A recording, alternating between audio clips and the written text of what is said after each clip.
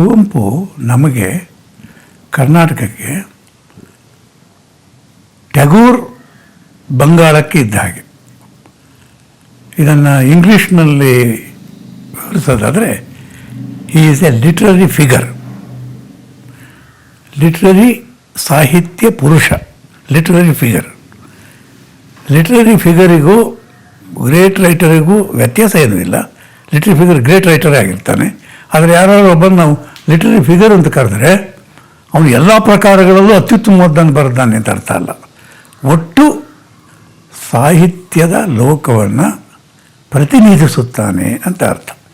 ಕಲಾಲೋಕವನ್ನು ಪ್ರತಿನಿಧಿಸುತ್ತಾನೆ ಅಂತ. ಈಗ ಗುರುದೇವರು ಇದ್ದ ಹಾಗೆ, ಅವರು ಕಾದಂಬರಿ ಬರೆದಾರೆ, ಅವರಿಗಿಂತ ಒಳ್ಳೆ ಕಾದಂಬರಿ ಬರೆದವರು ಇರ್ಬೋದು. ಅವ್ರು ನಾಟಕ ಬರೆದಾರೆ, ಅವರಿಗಿಂತ ತುಂಬ ಒಳ್ಳೆಯ ನಾಟಕ ಬರೆದವರು ಇರ್ಬೋದು. ಹಾಡುಗಳು ಬರೆದಿದ್ದಾರೆ, ಬೇರೆಯವರು ಹಾಡುಗಳು ಬರೆದವರು ಇರ್ಬೋದು. ಆದರೆ ಎಲ್ಲ ಪ್ರಕಾರಗಳಲ್ಲೂ ಕೈಯಾಡಿಸಿ ತಮ್ಮ ಅಚ್ಚನ್ನು ಒತ್ತಿದವರು ಟ್ಯಾಗೂರರು. ಅವರು ಬಂಗಾಳಕ್ಕೆ ಮಾತ್ರ ಅಲ್ಲ, ಇಡೀ ಭಾರತಕ್ಕೆ ಆ ಕೆಲಸವನ್ನು ಮಾಡಿದರು. ಕುವೆಂಪು ಕೂಡ ಈ ಕಾಲದಲ್ಲಿ ಇಡೀ ಭಾರತಕ್ಕೆ ಆ ಕೆಲಸವನ್ನು ಮಾಡಬಹುದಿತ್ತು. ಅದೇನೋ ನಮಗೆ ಸ್ವಾತಂತ್ರ್ಯ ನಂತರ ನಾವೆಲ್ಲ ಒಂದು ದೇಶ ಅನ್ನುವ ಭಾವನೆಯಲ್ಲಿ ಲೇಖಕರನ್ನು ನೋಡೋದರ ಬದಲು ಆಯಾ ಪ್ರಾಂತ್ಯಗಳಿಗೆ ಸೀಮಿತವಾಗಿ ನೋಡ್ತಾ ಇದ್ದೀವಿ. ಇದೊಂದು ದುರ್ದೈವ. ಇದರ ಬಗ್ಗೆ ಆಮೇಲೆ ಮಾತಾಡೋಣ. ಕುವೆಂಪುಗೆ ಆ ರೀತಿಯ ಒಂದು ಬೀಸು ಇತ್ತು, ಟ್ಯಾಗೂರರಿಗಿದ್ದ ಬೀಸು. ಅದನ್ನು ಅವರು ಟ್ಯಾಗೂರರಿಂದಲೂ ಪಡೆದುಕೊಂಡಿದ್ದರು. ಯಾಕಂದರೆ ಟ್ಯಾಗೂರ್ ಒಂದು ದೃಷ್ಟಿಯಿಂದ ಕುವೆಂಪುಗೆ ಮಾದರಿ, ಟ್ಯಾಗೂರಿಗೆ ಕಾಳಿದಾಸ ಮಾದರಿ. ಆದ್ದರಿಂದ ಕಾಳಿದಾಸನನ್ನು ಮಾದರಿಯಾಗಿಟ್ಟುಕೊಂಡ ಟ್ಯಾಗೂರರು ಕಾಳಿದಾಸ ಒಬ್ಬನ್ನೇ ಅಲ್ಲ, ಇಡೀ ಪಾಶ್ಚಾತ್ಯ ಲೋಕವನ್ನೂ ಕೂಡ ಅವರು ಗ್ರಹಿಸಿದರು. ನಮ್ಮ ಪಂಪ ಕಾಳಿದಾಸನ ಮಾದರಿಯಾಗಿಟ್ಟುಕೊಂಡಿದ್ದ. ಕುವೆಂಪುರವರಿಗೆ ಬಹಳ ವಿಶೇಷವಾದ ವಿಷಯ ಏನು ಅಂದರೆ, ಕನ್ನಡದ ಎಲ್ಲ ಹಿಂದಿನ ಕವಿಗಳು, ಪಂಪನಿಂದ ಹಿಡಿದು ಕುಮಾರವ್ಯಾಸ ಇತ್ಯಾದಿ ಎಲ್ಲ ಕವಿಗಳು ಅವರ ಬೆನ್ನಿಗಿದ್ದಾರೆ. ಮಿಲ್ಟನ್, ಡ್ಯಾಂಟೆ, ಶೇಕ್ಸ್ಪಿಯರ್ ಇವರು ಅವರ ಬೆನ್ನಿಗಿದ್ದಾರೆ. ಕಾಳಿದಾಸನು ಅವರ ಬೆನ್ನಿಗಿದ್ದಾರೆ. ಆದ್ದರಿಂದ ಕುವೆಂಪುನಲ್ಲಿ ಏಕತ್ರವಾಗಿ ನಮಗೆ ಪ್ರಾಚೀನ ಭಾರತ, ಆಧುನಿಕ ಭಾರತ, ಪ್ರಾಚೀನ ಯುರೋಪ್ ಇವು ಒಟ್ಟಿಗೆ ಸಿಗುವ ಹಾಗೆ ಅವರು ಬರೆದಿದ್ದಾರೆ. ಒಂದು ನೆಲದಲ್ಲಿ ನಿಂತು ಬರೆದಿದ್ದಾರೆ. ಅದು ಪ್ರಕೃತಿಗಾಗಿ ಹೆಸರುವಾಸಿಯಾದ ಮಲೆನಾಡಿನ ನೆಲದಿಂದ. ಇಲ್ಲೊಂದು ವೈಯಕ್ತಿಕವಾಗಿ ಒಂದು ಮಾತು ನಾನು ಹೇಳಬೇಕು. ಇದೊಂದು ಆತ್ಮೀಯವಾದ ಮಾತು. ನಾನು ಹುಟ್ಟಿದ್ದು ಮೇಳಿಗೆ ಎನ್ನುವಲ್ಲಿ. ಅಲ್ಲಿಂದ ಕೆಲವು ಕಿಲೋಮೀಟರ್ಗಳನ್ನು ದಾಟಿ ಹೋದರೆ ಕುಪ್ಪಳ್ಳಿಯಲ್ಲಿ ಕುವೆಂಪುರವರ ಮನೆ, ನಮ್ಮ ಮನೆ ಮೇಳಿಗೆಯಲ್ಲಿ. ಯಾರು ಹೋಗಿ ಮೇಳಿಗೆಯಲ್ಲಿ ನಮ್ಮ ಮನೆ ನೋಡಿದರೆ ಇನ್ನೂ ಹಾಗೇ ಇದೆ. ಅದೊಂದು ಗುಡಿಸ್ಲು. ಹಿಂದೆ ಹುಲ್ಲು ಹೊದಿಸಿತ್ತು, ಈಗ ಹೆಂಚು ಹೊದಿಸಿದ್ದಾರೆ. ಸಣ್ಣ ಗುಡಿಸ್ಲು. ಅಲ್ಲಿ ಎಲ್ಲಿ ನಾನು ಹುಟ್ಟಿದೆ ಅನ್ನೋದು ಕೂಡ ನನಗೆ ಗೊತ್ತಿದೆ. 1932ನೇ ಇಸ್ವಿಯಲ್ಲಿ ನಾನು ಹುಟ್ಟಿದಾಗ ಕುವೆಂಪುಗಾಗಲೇ 28 ವರ್ಷ. 1904ರಲ್ಲಿ ಅವರು ಹುಟ್ಟಿದ್ದು. 28 ವರ್ಷದವರು ಕುಪ್ಪಳ್ಳಿಯಲ್ಲಿ ಹುಟ್ಟಿದ್ದಾರೆ. ನಾನು ಮೇಳಿಗೆಯಲ್ಲಿ ಹುಟ್ಟು ಬಂದಿದ್ದೀನಿ. ನಾನು ಒಂದೊಂದು ಸಾರಿ ಯೋಚಿಸ್ತೀನಿ, ನನಗೊಬ್ಬ ಅಜ್ಜ ಇದ್ದರು. ನಮ್ಮ ಅಜ್ಜ ಸದಾ ಸಂಚಾರಿ. ಅವರಿಗೆ ಯಕ್ಷಗಾನದಲ್ಲಿ ಬಹಳ ಹುಚ್ಚು. ಹಾಗೆ ಚಂಡಮದ್ದಳೆಯಲ್ಲಿ ಯಾರ ಮನೆಗಾದರೂ ಕರೆದ್ರೆ ಹೋಗಿ ಅಲ್ಲಿ ಚಂಡಮದ್ದಳೆ ಆಡಿ ಬರೋರು. ಹಾಗೆ ಬಿಡುವಿದ್ದ ಕಾಲದಲ್ಲಿ ಅವರು ಹೆಗಲ ಮೇಲೆ ಒಂದು ಜೋಳಿಗೆ ಹಾಕ್ಕೊಂಡು ದೊಡ್ಡವ್ರ ಮನೆಗಳಿಗೆಲ್ಲ ಹೋಗಿ ಅಲ್ಲಿ ವೇದದ ಕೆಲವು ಮಂತ್ರಗಳನ್ನೆಲ್ಲ ಪಠಿಸಿ ಅವರಿಂದ ಒಂದು ಅಡಿಕೆಯನ್ನು ಅಥವಾ ತೆಂಗಿನಕಾಯಿಯನ್ನು ಅಥವಾ ಅಕ್ಕಿಯನ್ನು ಅವರ ಜೋಳಿಗೆಗೆ ಹಾಕ್ಕೊಂಡು ಸಂಭಾವನೆ ಮಾಡ್ತಾಯಿದ್ರು. ಇದು ಭಿಕ್ಷಾಟನೆ ಅನ್ನೋದಕ್ಕೆ ಸಂಸ್ಕೃತದ ಒಂದು ಒಳ್ಳೆಯ ಶಬ್ದ. ಮತ್ತು ಬ್ರಾಹ್ಮಣರು ಭಿಕ್ಷಾಟನೆ ಮಾಡಿದಾಗ ಉಪಯೋಗಿಸುವ ಶಬ್ದ ಸಂಭಾವನೆ ಅಂತ. ನನಗೆ ಒಂದೊಂದು ಸಾರಿ ಕುತೂಹಲಕ್ಕೆ ಅನಿಸುತ್ತೆ. ಕೆಲವೇ ಕಿಲೋಮೀಟ್ರ್ ದೂರದಲ್ಲಿ ಕುಪ್ಪಳ್ಳಿ ಇತ್ತು. ಅಲ್ಲಿ ಹೋಗಿ ನೋಡಿದ್ರೆ ಅದೊಂದು ದೊಡ್ಡ ಗೌಡರ ಮನೆ. ಅದು ಒಬ್ಬ ಆಳುವವನ ಮನೆ ಇದ್ದಾಗಿದೆ. ಹಲವು ಅಂಕಣಗಳ ಮನೆ ಅದು. ನಮ್ಮ ಅಜ್ಜಲ್ಲಿಗೂ ಹೋಗಿರಬೇಕು. ಹೋಗಿ ಅಲ್ಲಿ ಒಂದೆರಡು ಮಂತ್ರಗಳನ್ನು ಏನೋ ಹೇಳಿ ಕುವೆಂಪುರವರ ಹಿರಿಯರಿಂದ ಅಡಿಕೆನ ಏನೋ ತಂದಿರಬೇಕು. ಆ ಸಂಬಂಧ ಇದ್ದಿರಬೇಕು. ಯಾಕೆಂದರೆ ಅಷ್ಟು ಹತ್ತಿರದ ಅಷ್ಟು ದೊಡ್ಡ ಗೌಡರ ಮನೆಗೆ ಅವರು ಹೋಗದೇ ಇರ್ತಿರಲಿಲ್ಲ. ಅದರಿಂದ ಅದೇ ಲೋಕದಿಂದ ಬಂದವನು ನಾನು. ಆದರೆ ಎರಡು ಬೇರೆ ಬೇರೆ ರೀತಿಯ ಹಿನ್ನೆಲೆಯಿಂದ, ನನ್ನದೊಂದು ಬಡ ಬ್ರಾಹ್ಮಣ ಹಿನ್ನೆಲೆಯಿಂದ, ಕುವೆಂಪುರವರದ್ದು ಮಧ್ಯಮ ವರ್ಗಕ್ಕೂ ಮೀರಿದ ಒಂದು ಒಕ್ಕಲಿಗರ ವಲಯದಿಂದ. ಅವರಿಗೆ ಒಂದು ಮನೆತನ ಅನ್ನೋದು ಎಷ್ಟು ಇಂಪಾರ್ಟೆಂಟ್ ಇತ್ತು ಅನ್ನೋದಕ್ಕೆ ಒಂದು ಊಹೆ ನಂದು. ನಾನು ಚಿಕ್ಕವನಾಗಿದ್ದಾಗ ಅವರು ಕಾನೂರು ಹೆಗ್ಗಡತಿಯನ್ನು ಕಾನೂರು ಸುಬ್ಬಮ್ಮ ಹೆಗ್ಗಡತಿ ಅಂತ ಕರೆದಿದ್ದರು ಅಂತ ನೆನಪು ನನಗೆ. ಅದು ಯಾವಾಗ ಕಾನೂರು ಸುಬ್ಬಮ್ಮ ಹೆಗ್ಗಡತಿ ಕಾನೂರು ಹೆಗ್ಗಡತಿ ಆಯಿತು ಅನ್ನೋದು ನನಗೆ ಮರೆತು ಹೋಗಿದೆ. ಅದು ಗೊತ್ತಿರೋರು ಅದನ್ನು ಹೇಳಬೇಕು. ಅದರಲ್ಲೊಂದು ವಿಶೇಷ ಇದೆ. ಕಾನೂರು ಸುಬ್ಬಮ್ಮ ಹೆಗ್ಗಡತಿ ಅಂತ ಆ ಕಾದಂಬರಿಯನ್ನು ಕರೆದರೆ, ಒಬ್ಬ ಚಿಕ್ಕ ವಯಸ್ಸಿನ ಹೆಣ್ಣು ಗಂಡನಿಂದ ತನ್ನ ಆಸೆಯನ್ನು ತೀರಿಸಿಕೊಳ್ಳಲಾರದೆ ವಂಚಿತಳಾಗಿ ಪರಪುರುಷನನ್ನು ಪ್ರೀತಿ ಮಾಡೋದು ಒಂದು ಹಾದರದ ಕಥೆ. ಅದು ವೈಯಕ್ತಿಕವಾದ ಒಂದು ಹಾದರದ ಕಥೆ. ಆಗ ನಮ್ಮ ಗಮನವೆಲ್ಲ ಇರಲು ಆ ಹೆಣ್ಣಿನ ಮೇಲೆ. ಆದರೆ ಅದನ್ನು ಕಾನೂರು ಹೆಗ್ಗಡತಿ ಅಂತ ಕರೆದು ಕೂಡಲೇ ಸುಬ್ಬಮ್ಮನು ಮುಖ್ಯ. ಅದಕ್ಕಿಂತ ಮುಖ್ಯವಾದ್ದು ಒಂದು ಸಂಸ್ಥೆ, ಆ ಕಾನೂರು ಎನ್ನುವ ಒಂದು ಮನೆತನ. ಆ ದೊಡ್ಡ ಮನೆತನ ಅವರ ಮೂಢನಂಬಿಕೆಗಳಿಂದಾಗಿ, ಅವರ ಕೆಟ್ಟ ವರ್ತನೆಗಳಿಂದಾಗಿ, ಅವರಿಗಿದ್ದ ಹೆಣ್ಣಿನ ಬಗ್ಗೆ ಇರುವ ನಿರ್ಲಕ್ಷ್ಯದಿಂದಾಗಿ ಹೇಗೆ ಕ್ರಮೇಣ ನಾಶವಾಯಿತು ಅನ್ನೋದು ಆ ಕಥೆ ಆಗುತ್ತೆ. ಕಾನೂರು ಹೆಗ್ಗಡತಿ ಅಂತ ಕರೆದಾಗ ಹಾಗೆ ಕರೆದರೆ ಅವರು, ಕುವೆಂಪುರವರು ಆ ಕಾದಂಬರಿಯನ್ನು. ನನಗಿನ್ನೂ ಆ ಕಾದಂಬರಿಯನ್ನು ಓದಿದ ನೆನಪಿದೆ. ನಾನು ಮಿಡ್ಲ್ ಸ್ಕೂಲಿಗೆ ಹೋದಾಗ, ಮಿಡ್ಲ್ ಸ್ಕೂಲ್ನಲ್ಲಿ ಒಬ್ಬ ಆರ್ಯಕೊಪ್ಪ ಅಂತ ಒಬ್ಬ ಜವಾನ ಇದ್ದ ನಮ್ಮ ಮಿಡ್ಲ್ ಸ್ಕೂಲ್ನಲ್ಲಿ. ಅವನು ಎಷ್ಟು ಹಳಬ ಅಂದರೆ, ಆ ಸ್ಕೂಲ್ನಲ್ಲಿ ಕುವೆಂಪುರವರು ಓದ್ತಾ ಇದ್ದ ದಿನಗಳನ್ನು ಅವನು ನೆನಪು ಮಾಡ್ಕೊತಾ ಇದ್ದ. ಕ್ಲಾಸಿಗೆ ಸರಿಯಾಗಿ ಬರ್ತಾ ಇರಲಿಲ್ಲ ಸರ್ ಅವರು, ಎಲ್ಲ ಬೇಟೆ ಗೀಟೆಗೆ ಅಂತ ಓಡೋಗೋರು ಅಂದವನು ಆರ್ಯಕೊಪ್ಪ. ಕ್ಯಾಮ್ ಅಂತ ಕರೀತಾ ಇದ್ದರು ಹೆಡ್ ಮಾಸ್ಟರ್ ಅವನನ್ನು. ಕುವೆಂಪುರವರು ಯಾವುದೋ ಒಂದು ಜೀವನ ಚರಿತ್ರೆ ಒಂದು ಭಾಗದಲ್ಲಿ ಆರ್ಯಕೊಪ್ಪ ಬಂದು ಹೋಗ್ತಾನೆ.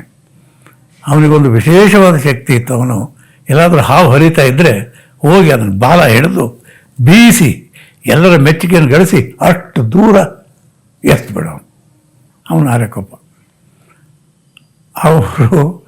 ಅವನು ಕುವೆಂಪು ಅವರನ್ನು ನೆನೆಸ್ಕೊಳ್ಳೋನು. ಅದೇ ಮಿಡ್ಲ್ ಸ್ಕೂಲ್ನಲ್ಲಿ ನಾನು ಓದಿದ್ದು. ಆಮೇಲಿಂದ ಕುವೆಂಪುರವರು ಮೈಸೂರಿಗೆ ಬಂದು ತಮ್ಮ ವಿದ್ಯಾಭ್ಯಾಸವನ್ನು ಮುಂದುವರಿಸಿದರು. ಆದ್ದರಿಂದ ನನಗೆ, ಒಬ್ಬ ಬಾಲಕನಾದ ನನಗೆ, ಕುವೆಂಪು ಅವರು ಬಹಳ ವಿಷಯಗಳಲ್ಲಿ ಒಂದು ಎಚ್ಚರವನ್ನು ತಂದರು.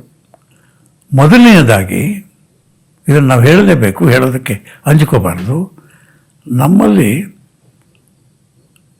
ಬ್ರಾಹ್ಮಣೇತರನಾದ ಬಹಳ ದೊಡ್ಡ ಕವಿಗಳು ಬಂದಿದ್ದು 12ನೇ ಶತಮಾನದ ತನಕ. ಪಂಪ, ಅವನ ಪೂರ್ವಿಕರು ಬ್ರಾಹ್ಮಣರಾಗಿದ್ದರು. ಆಮೇಲೆ ಬಸವನ ಕಾಲದಲ್ಲಿ ಎಲ್ಲ ಜಾತಿಯವರು ಬರೆಯೋಕ್ಕೆ ಶುರು ಮಾಡಿದರು. ಅದಾದ ನಂತರ ನಮಗೆ 20ನೇ ಶತಮಾನದ ಆದಿಯಲ್ಲಿ ಒಬ್ಬ ಬ್ರಾಹ್ಮಣೇತರನಾದ ಜಗತ್ಪ್ರಸಿದ್ಧನಾದ ಒಬ್ಬ ಲೇಖಕ ಕನ್ನಡದಲ್ಲಿ ಹುಟ್ಟುತ್ತಾನೆ. ಇದೊಂದು ದೊಡ್ಡ ಘಟನೆ ಸಾಮಾಜಿಕವಾಗಿ ನೋಡೋದಾದರೆ ಅಂತ ನಾನು ತಿಳಿದ್ದೀನಿ. ಎಷ್ಟು ದೊಡ್ಡ ಲೇಖಕ ಅಂದರೆ, ಒಳ್ಳೆಯ ಪುಸ್ತಕಗಳನ್ನು ಬರೆದ ಅಷ್ಟೇ ಅಲ್ಲ, ತನ್ನ ಕಾಲವನ್ನು ಪ್ರತಿನಿಧಿಸಿದ ಒಬ್ಬ ಲೇಖಕ ಒಂದು ಬ್ರಾಹ್ಮಣೇತರ ಲೋಕದಿಂದ, ನಮ್ಮ ಮಲೆನಾಡಿನ ಹಳ್ಳಿಯಿಂದ. ಅಲ್ಲಿ ಹೇಗಿರುತ್ತಪ್ಪ ಅಂದರೆ, ಒಂದು ಕಾಡಿನಲ್ಲಿ ಒಂದು ಮನೆ ಇದ್ದರೆ ಅಲ್ಲಿ ನಾಗರಿಕತೆಯ ಯಾವ ಲಕ್ಷಣಗಳು ಇರೋದಿಲ್ಲ. ಕುವೆಂಪು ಅವರ ಕಾನೂರು ಹೆಗ್ಗಡತಿಯಲ್ಲೇ ಒಂದು ಪ್ರಸಂಗ ಬರುತ್ತೆ, ನಿಮಗೆ ಸಜ್ಜಿತ್ ರಾಯ್ ನೆನಪಾಗುತ್ತೆ, ಅವರ ಸಿನಿಮಾ ನೆನಪಾಗುತ್ತೆ. ಅಲ್ಲಿ ಏನಾಗುತ್ತೆ ಅಂದರೆ, ಅಲ್ಲಿ ಎತ್ತಿನ ಬಂಡಿ ಬಿಟ್ಟು ಇನ್ನೇನು ಬರೋದಿಲ್ಲ ಅಲ್ಲಿಗೆ. ಯಾವುದೋ ಒಂದು ದಿನ ಟ್ರನ್ ಟ್ರನ್ ಟ್ರನ್ ಅಂತ ಶಬ್ದ ಆಗುತ್ತೆ. ಯಾವನೊಬ್ಬ ಸೈಕಲ್ ಮೇಲೆ ಆ ಊರಿಗೆ ಸೈಕಲ್ ಹೊಡ್ಕೊಂಡ್ಬರ್ತಾನೆ. ಅದು ಗಾಡಿ ದಾರಿ, ಸೈಕಲಿಗೆ ಸರಿಯಾದ ದಾರಿ ಅಲ್ಲ. ಅವನು ತನ್ನ ಬಿರುಸಿನಲ್ಲಿ, ವೇಗದಲ್ಲಿ, ಆವೇಶದಲ್ಲಿ, ಸಂತೋಷದಲ್ಲಿ, ಮತ್ತೊಂದು ರೀತಿಯ ಬಿಗುಮಾನದಲ್ಲಿ ಆ ಸೈಕಲನ್ನು ಹೆಂಗೆ ಓಡಿಸ್ತಾನೆ ಅಂದರೆ, ಓಡಿಸ್ತಾ ಇದ್ದಾಗ ಬೀಳ್ತಾನೆ. ಅದು ಕುವೆಂಪುಗೆ ಒಂದು ಮಹತ್ವದ ಘಟನೆ ಆಗುತ್ತೆ, ಒಂದು ಸೈಕಲ್ ತನ್ನ ಊರಿಗೆ ಬಂದು ಬೀಳೋದು. ಇನ್ನೊಂದು ಮಹತ್ವದ ಘಟನೆ ಅಂದರೆ, ನನಗೆ, ನನ್ನಂಥ ಓದುಗನಿಗೆ ಆ ಒಂದು ಹಳ್ಳಿಯ ಮನೆಯಲ್ಲಿ, ಅದರ ಉಪ್ಪರಿಗೆಯಲ್ಲಿ, ಕತ್ತಲಿನ ಉಪ್ಪರಿಗೆಯಲ್ಲಿ ಯಾವ್ಯಾವ ಮೂಲೆಯಲ್ಲೋ ಏನೇನೋ ಇರುವ ಆ ಮನೆಯಲ್ಲಿ, ಹಳ್ಳಿಯ ಮನೆಗಳು ಹಾಗೆ ಇರ್ತವೆ. ಅಲ್ಲಿ ಒಂದೊಂದು ಲೋಕ. ಅಡುಗೆ ಮನೆದೇ ಒಂದು ಲೋಕ, ದನದ ಕೊಟ್ಟಿಗೆದೇ ಒಂದು ಲೋಕ, ಅಲ್ಲಿ ಚಾವಡಿದೇ ಒಂದು ಲೋಕ, ಹಿತ್ತಲದೇ ಒಂದು ಲೋಕ. ಅಲ್ಲಿ ಕುವೆಂಪುರವರ ಮನೆಯಲ್ಲಿ ಒಂದು ಚಾಪ್ಟರ್ ಇದೆ, ಅದರಲ್ಲಿ ಕಡಗೋಲು ಕಂಬದ ಸಾಕ್ಷಿಯಲ್ಲಿ ಅಂತ. ಆ ಕಡಗೋಲು ಕಂಬ ಮಜ್ಜಿಗೆ ಕಡಿಯೋಕ್ಕೆ ಅಂತ ಇರುವ ಕಡಗೋಲು ಕಂಬ, ಅದು ಅಡುಗೆ ಮನೆಯಲ್ಲಿರೋದು. ಅಲ್ಲಿ ಇಡೀ ಸ್ತ್ರೀ ಲೋಕದ ಗುರುತು ನಮಗಾಗತ್ತೆ ಆ ಇದರಲ್ಲಿ. ಮಹಡಿಯ ಮೇಲೆ ಕುವೆಂಪು ಹುಡುಗ 1904 ಹುಟ್ಟಿದವರು. ಬಹುಶಃ ಅವರ ಎಳೆ ಹರೆಯ 18, 19, 20, 21 ಈ ವರ್ಷ ಇರಬೇಕು. ಅವರು ಮೈಸೂರಿಗೆ ಬಂದು ಓದ್ತಾ ಇರ್ತಾರೆ. ಆಗ ರಾಮಕೃಷ್ಣಾಶ್ರಮದ ಆಶ್ರಯ ಅವರಿಗೆ ಸಿಕ್ಕಿರುತ್ತೆ. ಊರಿಗೆ ಹಿಂದಿರುಗ್ತಾರೆ. ಹಿಂದಿರುಗಿ ಅಲ್ಲಿ ಕೂತು ಏನು ಓದ್ತಾ ಇದ್ದಾನಪ್ಪ ಅಂದರೆ ಮ್ಯಾಥ್ಯೂ ಆರ್ನಾಲ್ಡನ್ನು, ವರ್ಡ್ಸ್ವರ್ತನ್ನು, ಕೀಟ್ಸನ್ನು, ಮಿಲ್ಟನ್ನನ್ನು ಅಲ್ಲಿ ಮಾಡಿ ಮೇಲೆ ಕೂತು ಓದ್ತಾ ಇರ್ತಾರೆ. ಕೆಳಗಡೆ ಒಂದು ಹೋತದ ಬಲಿ ಕೊಡಬೇಕು ಅಂತ ಹೊರಟು ಆ ಹೋತ ಸಿಗದೆ ಅದು ಓಡಾಡ್ತಾ ಇರುತ್ತೆ. ಅದನ್ನು ಹಟ್ಟಿಸ್ಕೊಂಡು ಗೌಡರೆಲ್ಲ ಓಡಾಡ್ತಾ ಇರ್ತಾರೆ. ನನಗೊಬ್ಬರು ಹಿರಿಯರು ಸ್ನೇಹಿತರಿದ್ದರು ತೀರ್ಥಹಳ್ಳಿಯಲ್ಲಿ, ಭಾಳ ಹಿರಿಯರು. ಅವರು ಗಾಂಧಿ ಟೊಪ್ಪಿ ಹಾಕ್ತಾಯಿದ್ರು, ಕಚ್ಚೆ ಪಂಚ ಕೊಡ್ತಾಯಿದ್ರು, ರೈತರ ನಾಯಕರಾಗಿದ್ದರು ಅವರು, ಹೊಸ ಕಾಲದವರು, ಆದರೆ ಇಂಗ್ಲೀಷ್ ಬರದೇ ಇದ್ದವರು. ಬಸವನಹಳ್ಳಿ ರಾಮಚಂದ್ರಾಶ್ರಮ ಅಂತ, ಬಸವನಹಳ್ಳಿ. ಅವರು ಒಂದಿನ ನನಗೆ ಹೇಳಿದರು, ಅಯ್ಯೋ ಈ ಕಾನೂರು ಹೆಗ್ಗಡತಿ ಪುಸ್ತಕನ ಮನೇಲಿ ಇಟ್ಕೊಂಡ್ರೆ ಮೀನು ಮತ್ತು ಹೆಂಡದ ವಾಸನೆ ಬರುತ್ತೋ ಅಂದಿದ್ರು. ಇಡೀ ಪುಸ್ತಕದ ವಾಸನೆಯನ್ನು ಅವರು ಹಾಗೆ ಗ್ರಹಿಸಿದರು, ಮೀನು ಮತ್ತು ಹೆಂಡದ ವಾಸನೆ ಅಂತ. ಅದೊಂದು ದೊಡ್ಡ ಒಕ್ಕಲಿಗರ ಲೋಕ. ಅಂಥ ಮೀನು ಮತ್ತು ಹೆಂಡದ ವಾಸನೆಯ ಈ ಕಾದಂಬರಿಯಲ್ಲಿ ಇನ್ನೊಂದು ಬಹಳ ದೊಡ್ಡ ವಾಸನೆ ನಮಗೆ ಬರೋದು ಕುವೆಂಪು ಮ್ಯಾಥ್ಯೂ ಆರ್ನಾಲ್ಡನ್ನು ಓದ್ತಾ ಆ ಮಹಡಿ ಮೇಲೆ ಏಕಾಕಿಯಾಗಿ ಕೂತಿರೋದು. ಇದಕ್ಕೆ ಒಂದು ಮೆಟಫರ್ ಆಗಿ, ರೂಪಕವಾಗಿ ಬಹಳ ಅರ್ಥಗಳಿದ್ದಾವೆ. ಹಳೆ ಲೋಕ, ಹೊಸ ಕಾಲ, ಸ್ಪಂದಿಸುವ, ಒಟ್ಟಾಗಿ ಕೂರುವ ಕಾಲ. ಅದಕ್ಕೆ ನನಗೆ ಸುಬ್ಬಣ್ಣ ಹೇಳ್ತಾ ಇದ್ದ, ನೀನು ಗೋರ ಎಷ್ಟು ಮುಖ್ಯವಾದ ಕಾದಂಬರಿ ಅಂತೀಯೋ, ನಮಗೆ ಕಾನೂರು ಹೆಗ್ಗಡತಿ ಹಾಗೆ ಮುಖ್ಯವಾದ ಕಾದಂಬರಿ. ಇಲ್ಲಿ 2 ಕಾಲಗಳ ಸಂಘರ್ಷವನ್ನು ನಾವು ಕಾಣಬಹುದು ಅಂತ. ನಾನು ಸುಬ್ಬಣ್ಣ ಹೇಳಿದ ಮಾತನ್ನು ಒಪ್ತಿರಲಿಲ್ಲ, ಯಾಕಂದರೆ ಗೋರದಲ್ಲಿ ಇನ್ನೇನೇನೋ ಇದೆ. ಹಾಗೆಯೇ ಕುವೆಂಪುರವರ ಹೆಗ್ಗಡತಿಯಲ್ಲೂ ಕೂಡ ಇನ್ನೇನೇನೋ ಬೇರೆ ಲೋಕವೇ ಇದೆ. ಇಷ್ಟು ಮಾತ್ರ ಹೇಳ್ಬೋದು. ನನಗೆ ನನ್ನ ಮಿಡ್ಲ್ ಸ್ಕೂಲ್ನಲ್ಲಿ ನಾನು ಕುವೆಂಪುವನ್ನು ಓದಿದಾಗ, ಅದಕ್ಕಿಂತ ಹಿಂದೆ ಹಿಸ್ಟಾರಿಕಲ್ ನಾವೆಲ್ಸನ್ನು ಓದಿದ್ದೆ. ಇದರ ನಡುವೆ ಕಾನೂರು ಹೆಗ್ಗಡತಿ ನನ್ನ ಕೈಗೆ ಬಂತು. ಓದಿದಾಗ ನನಗೆ ಅತ್ಯಂತ ಆಶ್ಚರ್ಯವಾದದ್ದು, ಕಾದಂಬರಿಯ ಬಗ್ಗೆ ನಮಗಿರುವ ಕಲ್ಪನೆಯನ್ನೇ ಅದು ಬದಲಾಯಿಸಿದ ಕ್ರಮ. ಯಾಕೆ ಇದನ್ನು ಹೇಳ್ತೀನಿ ಅಂದರೆ, ಕಾನೂರು ಹೆಗ್ಗಡತಿಯಲ್ಲಿ ಎಲ್ಲವೂ ಸಾಂಕೇತಿಕ, ನಿಜವಾಗಿ ನಡೀತಾ ಇರೋದು. ಹಾಗೆ ನೈಜವನ್ನು ಮೀರಿದ ಒಂದು ಸಾಂಕೇತಿಕ ಗುಣ ಅಲ್ಲಿದೆ. ಉದಾಹರಣೆಗೆ ನೋಡಿ, ನೀವು ಕಾನೂರು ಹೆಗ್ಗಡತಿಯನ್ನು ತೆರೆದು ಓದಕ್ಕೆ ಶುರು ಮಾಡಿದಾಗ ಹಲವು ಸಂಗತಿಗಳಿದ್ದಾವೆ. ಒಂದು ಸಂಗತಿ ಹೇಳ್ತೀನಿ.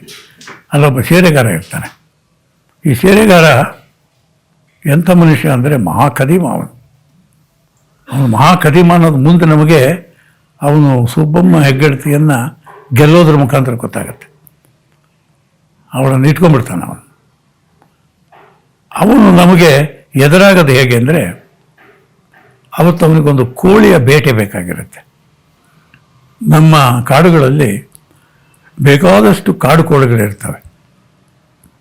ಇವನು ಹೋಗಿ ಒಂದು ಪೊದೆಯಲ್ಲಿ ಕೂತು ಹೆಂಗೆ ಶಬ್ದ ಮಾಡ್ತಾನಪ್ಪ ಅಂದರೆ, ಒಂದು ಗಂಡು ಕೋಳಿ ಹೆಣ್ಣು ಕೋಳಿಯನ್ನು ಸಂಬಂಧಕ್ಕೆ ಕರೆಯುವಾಗ, ಸಂಯೋಗಕ್ಕೆ ಕರೆಯುವಾಗ ಯಾವ ರೀತಿ ಶಬ್ದ ಮಾಡುತ್ತೋ ಆ ರೀತಿ ಶಬ್ದ ಮಾಡೋಕ್ಕೆ ಶುರು ಮಾಡ್ತಾನೆ. ಅಲ್ಲಿರುವ ಕೋಳಿಗಳೆಲ್ಲ ಇನ್ನೊಂದು ಕೋಳಿ ಕೂಗ್ತಾ ಇದೆ ಅಂತ ತಿಳಿಯುವಾಗಿ. ಹಾಗೆ ಮಾಡ್ತಾ ಇದ್ದವನಿಗೆ ಒಂದು ಕೋಳಿ ಸಿಗತ್ತೆ. ಅದನ್ನು ಕೂಡಲೇ ಹೊಡೆದವನು ಅವತ್ತಿನ ಊಟಕ್ಕೆ ತಗೊಂಡು ಹೋಗ್ತಾನೆ. ಅವನು ಕೋಳಿಯನ್ನು ಬಲೆ ಹಿಡಿಯುವ ಕ್ರಮ, ನಂತರ ಅವನು ಸುಬ್ಬಮ್ಮನ ಬಲೆ ಹಿಡಿಯುವ ಕ್ರಮ ಒಂದೇ ಥರದ್ದು. ಅಂದರೆ ಸಾಂಕೇತಿಕವಾಗಿ ಅದನ್ನು ನಾವು ಕಥೆಯ ಪ್ರಾರಂಭದಲ್ಲೇ ನೋಡ್ತೀವಿ. ಹಾಗೆಯೇ ನನ್ನ ಪಾಲಿಗೆ ಕಾನೂರು ಹೆಗ್ಗಡತಿ ಭಾಳ ಮುಖ್ಯವಂತ ಅನಿಸಿದ್ದು, ನಾನು ನಮ್ಮ ಮೇಳಿಗೆ ಹೋಗುವಾಗೆಲ್ಲ ತೀರ್ಥಹಳ್ಳಿಯಿಂದ ತುಂಗಾ ನದಿ ದಾಟೋದಕ್ಕೆ ಅಲ್ಲೊಂದು ಕಲ್ಸಾರ ಇದೆ, ದೇವಸ್ಥಾನ ಇದೆ, ಕಲ್ಸಾರ ಇದೆ. ಹೆಚ್ಚು ಪ್ರವಾಹ ಇಲ್ಲದೇ ಇದ್ದಾಗ ಆ ನದಿಯನ್ನು ಕಲ್ಲು ಸಾರದ ಮೇಲೆ ಸ್ವಲ್ಪ ಧುಮುಕ್ಕೊಂಡು ಹಾರಿಕೊಂಡು ನಡೆದುಕೊಂಡು ದಾಟ್ಬೋದು. ಅದೇ ಒಂದು ಸುಖ ನಮ್ಮ ಹುಡುಗರಿಗೆ. ಒಂದು ಸಣ್ಣ ಕಿರುತೋರೆ ಇದ್ದರೆ ಈ ತುದಿಯಲ್ಲಿ ನಿಂತು ಆ ತುದಿಗೆ ಹಾರೋದು, ಹೀಗೆ ಹಾರಿಕೊಂಡು ಕಲ್ಲು ಸಾರ ದಾಟಿ ಹೋದರೆ ನಮ್ಮ ಮೇಳಿಗೆ, ಕುಪ್ಪಳ್ಳಿ ಆ ಕಡೆ ಎಲ್ಲ ಹೋಗ್ಬೋದು. ಹೂವಯ್ಯ ಮತ್ತು ರಾಮಯ್ಯ ಆ ಕಲ್ಲು ಸಾರವನ್ನು ದಾಟುವ ವರ್ಣನೆಯಿಂದ ಅದು ಶುರುವಾಗುತ್ತೆ. ನನಗೆ ಆ ಚಿಕ್ಕ ವಯಸ್ಸಿನಲ್ಲಿ ನಮಗೆಲ್ಲರಿಗೂ ಒಂದು ರೂಪಕವಾಗುವ ಕಾವ್ಯ, ನಿತ್ಯದ ಘಟನೆ, ಇದರ ನಡುವೆ ಒಂದು ವಿಚಿತ್ರವಾದ ಸಂಬಂಧ ಇರುತ್ತೆ. ಕಲ್ಲು ಸಾರ ದಾಟುವಾಗಲೆಲ್ಲ ನನಗೆ ಕಾನೂರು ಹೆಗ್ಗಡತಿ ನೆನಪಾಗೋದು, ಅಲ್ಲಿ ಹೂವಯ್ಯ ದಾಟ್ತಾ ಇದ್ದ ಅಂತ. ಅದಕ್ಕೆ ಇನ್ನೊಂದು ಕಾರಣ ಇದೆ, ಅದು ಭಾಳ ಮಹತ್ವದ್ದು. ಅವರು ಹೂವಯ್ಯನ್ನು ವರ್ಣಿಸೋದೇ ಹೇಗೆ ಅಂದರೆ, ಒಬ್ಬ ಸ್ಫುರದ್ರೂಪಿಯಾಗಿ, ಒಬ್ಬ ನಿಷ್ಠಾವಂತನಾಗಿ, ಆದರೆ ಶ್ರೀಮಂತನಾಗಿ ಅಲ್ಲ, ಕೈಯಲ್ಲಿ ವಾಚು ಅದು ಇದು ಇದನ್ನೆಲ್ಲ ಇಟ್ಕೊಂಡವನನ್ನಾಗಿ ವರ್ಣಿಸೋದಿಲ್ಲ. ಒಬ್ಬ ಸ್ಫುರದ್ರೂಪಿಯಾಗಿ ಮತ್ತು ಆಧ್ಯಾತ್ಮಿಕವಾದ ಶಕ್ತಿ ಉಳ್ಳವನಾಗಿ, ಆಕಾಶದ ಕಡೆ ದೃಷ್ಟಿ ಉಳ್ಳವನಾಗಿ, ನಡುವೆ ಬೈತಲೆ ತರದವನಾಗಿ. ಅವರು ಕಾಪನ್ನು ಅವಾಗ ಬೈತಲೆ ತೆಗಿತಾ ಇದ್ದಿದ್ದು ಎಡಭಾಗದಲ್ಲ ಬಲಭಾಗದಲ್ಲ, ನಡುವೆ ತೆಗಿತಾ ಇದ್ದರು. ಗುಂಗುರು ಕೂದಲು, ಬಹಳ ಸುಂದರವಾದ ರೂಪ. ಅಂಥವನಾಗಿ ನಮಗೆ ಹೂವಯ್ಯ ಬರ್ತಾನಲ್ಲ, ನನ್ನ ಆಸೆ ಏನು ಅಂದರೆ ಹೂವಯ್ಯ ನಂಗೆ ಆಗಬೇಕು ಅಂತ. ಅವನು ಆದರ್ಶ ಆಗಿಬಿಟ್ಟ ನಮಗೆ. ಮ್ಯಾಥ್ಯೂ ಆರ್ನಾಲ್ಡ್ ಓದಬೇಕು, ವರ್ಡ್ಸ್ವರ್ತ್ ಓದಬೇಕು, ಊರಿನವರ ಮೂಢನಂಬಿಕೆಗಳನ್ನು ವಿರೋಧಿಸಬೇಕು, ಹೊಸ ಕಾಲದವನಾಗಬೇಕು. ಇಂಥ ಎಲ್ಲ ಆಸೆಗಳನ್ನು ಯುವ ಜನರಲ್ಲಿ ಹುಟ್ಟಿಸಿದ ಒಂದು ಕಾದಂಬರಿ ಅಂದರೆ ಕಾನೂರು ಹೆಗ್ಗಡತಿ. ಆ ಕಾಲದಲ್ಲಿ ನೀವು ಕೇಳಿದ್ರೆ ಇವತ್ತಿಗೂ ಆ ಕೆಲಸವನ್ನು ಕಾನೂರು ಹೆಗ್ಗಡತಿ ಮಾಡ್ಬೋದು. ಕನ್ನಡವನ್ನು ಓದುವ ಅಭ್ಯಾಸ ನಮ್ಮ ಹೈಸ್ಕೂಲಿನ ಮಕ್ಕಳಿಗಿದ್ದರೆ ಅದೊಂದು ಪ್ರಪಂಚದ ಒಳ್ಳೆಯ ಕಾದಂಬರಿಗಳಲ್ಲಿ ಒಂದು ಕಾದಂಬರಿ. ಅದೊಂದು ಪ್ರೇಮದ ಕಥೆಯೂ ಹೌದು. ಅವನಿಗೆ ಸೀತೆಯನ್ನು ಮದುವೆ ಮಾಡ್ಕೊಳ್ಳೋಕ್ಕಾಗೋದಿಲ್ಲ. ಆದರೆ ಪ್ರೇಮದ ಕಥೆಯೇ ಅಲ್ಲ, ಯಾಕೆಂದರೆ ಅವನು ಹೋತ ಒಂದನ್ನು ಬಲಿಪಶುವಾಗಿ ಉಳಿಸೋದಕ್ಕೆ, ಬಲಿಪಶು ಆಗದಂತೆ ಉಳಿಸೋಕ್ಕೆ ಎಷ್ಟು ಪ್ರಯತ್ನ ಪಡ್ತಾನೋ, ಸೀತೆ ಬಗ್ಗೆ ಅಷ್ಟು ಪ್ರಯತ್ನ ಮಾಡೋಲ್ಲ ಅಂತ ಒಂದು ದೂರಿದೆ. ಯಾಕೆಂದರೆ ಅವನ ಮದುವೆ ಆಗಬೇಕು, ಪ್ರೇಮಿ ಆಗಬೇಕು ಅನ್ನೋದಕ್ಕಿಂತ ಅವನಿಗೆ ಭಾವ ಸಮಾಧಿಯಲ್ಲಿ ಪ್ರಕೃತಿಯ ಜೊತೆ ಒಂದಾಗಬೇಕು. ಅದಕ್ಕೆ ಭಾಳ ಉತ್ಕೃಷ್ಟವಾದ ಮಳೆಯ ವರ್ಣನೆಗಳು ಬರ್ತವೆ, ಹೆಂಡ ಕುಡಿಯೋವರ ವರ್ಣನೆಗಳು, ಮಾಂಸ ತಿನ್ನುವರ ವರ್ಣನೆಗಳು, ಬೇಟೆಯ ವರ್ಣನೆಗಳು, ಮೀನು, ಎಲ್ಲ ರೀತಿಯ ಜನರು.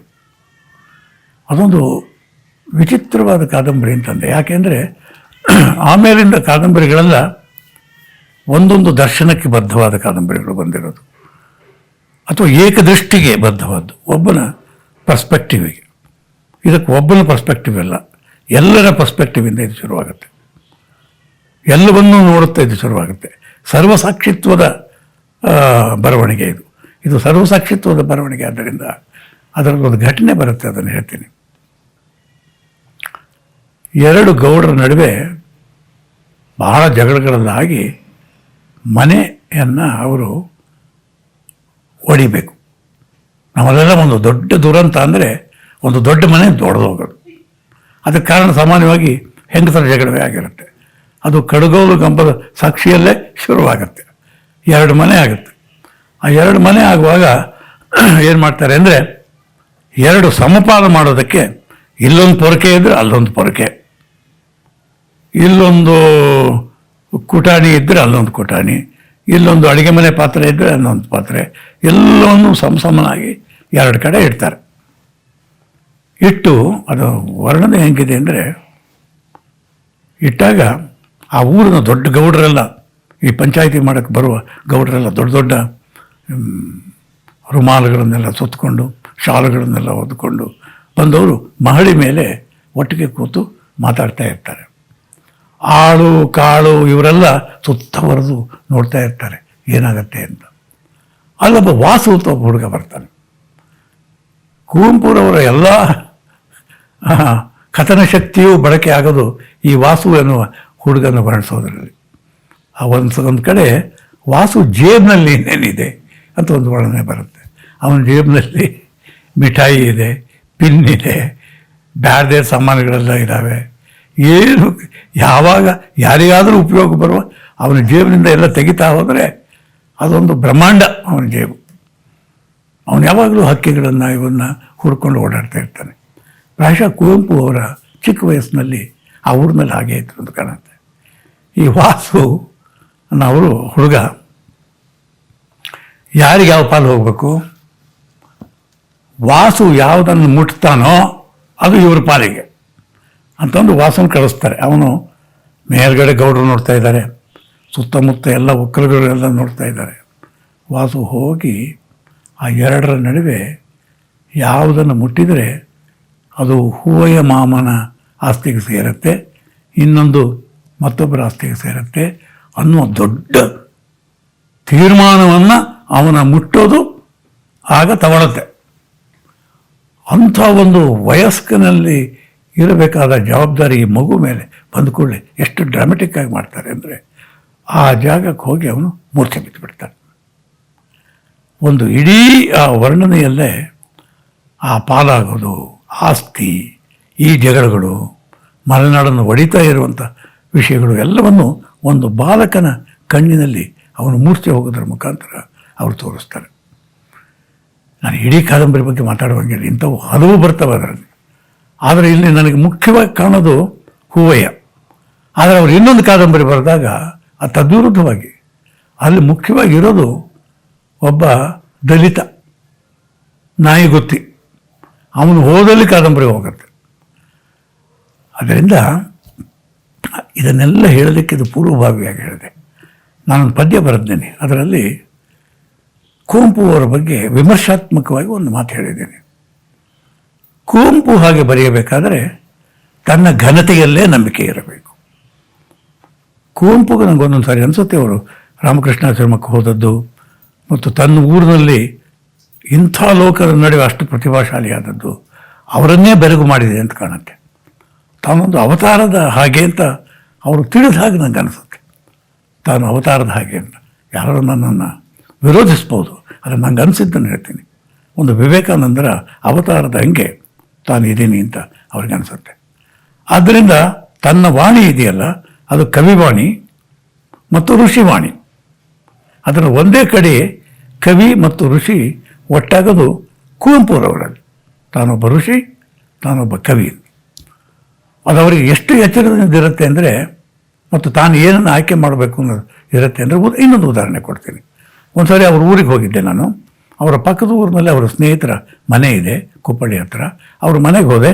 ಅವರು ತುಂಬ ವಿಶ್ವಾಸದಿಂದ ನಾನು ನೋಡಿಕೊಂಡು, ಕುವೆಂಪುರವರು ಆ ಮನೆಯಲ್ಲಿದ್ದಾಗ, ಕುಪ್ಪಳ್ಳಿ ಮನೆಯಲ್ಲಿದ್ದಾಗ, ಈ ಮನೆಯ ಅವರ ಸ್ನೇಹಿತರಿಂದ ಅವರು ಹೋಮರನ ಇಲಿಯಡ್ಡನ್ನು ಓದಕ್ಕೆ ಅಂತ ಇಸ್ಕೊಂಡಿದ್ರಂತೆ.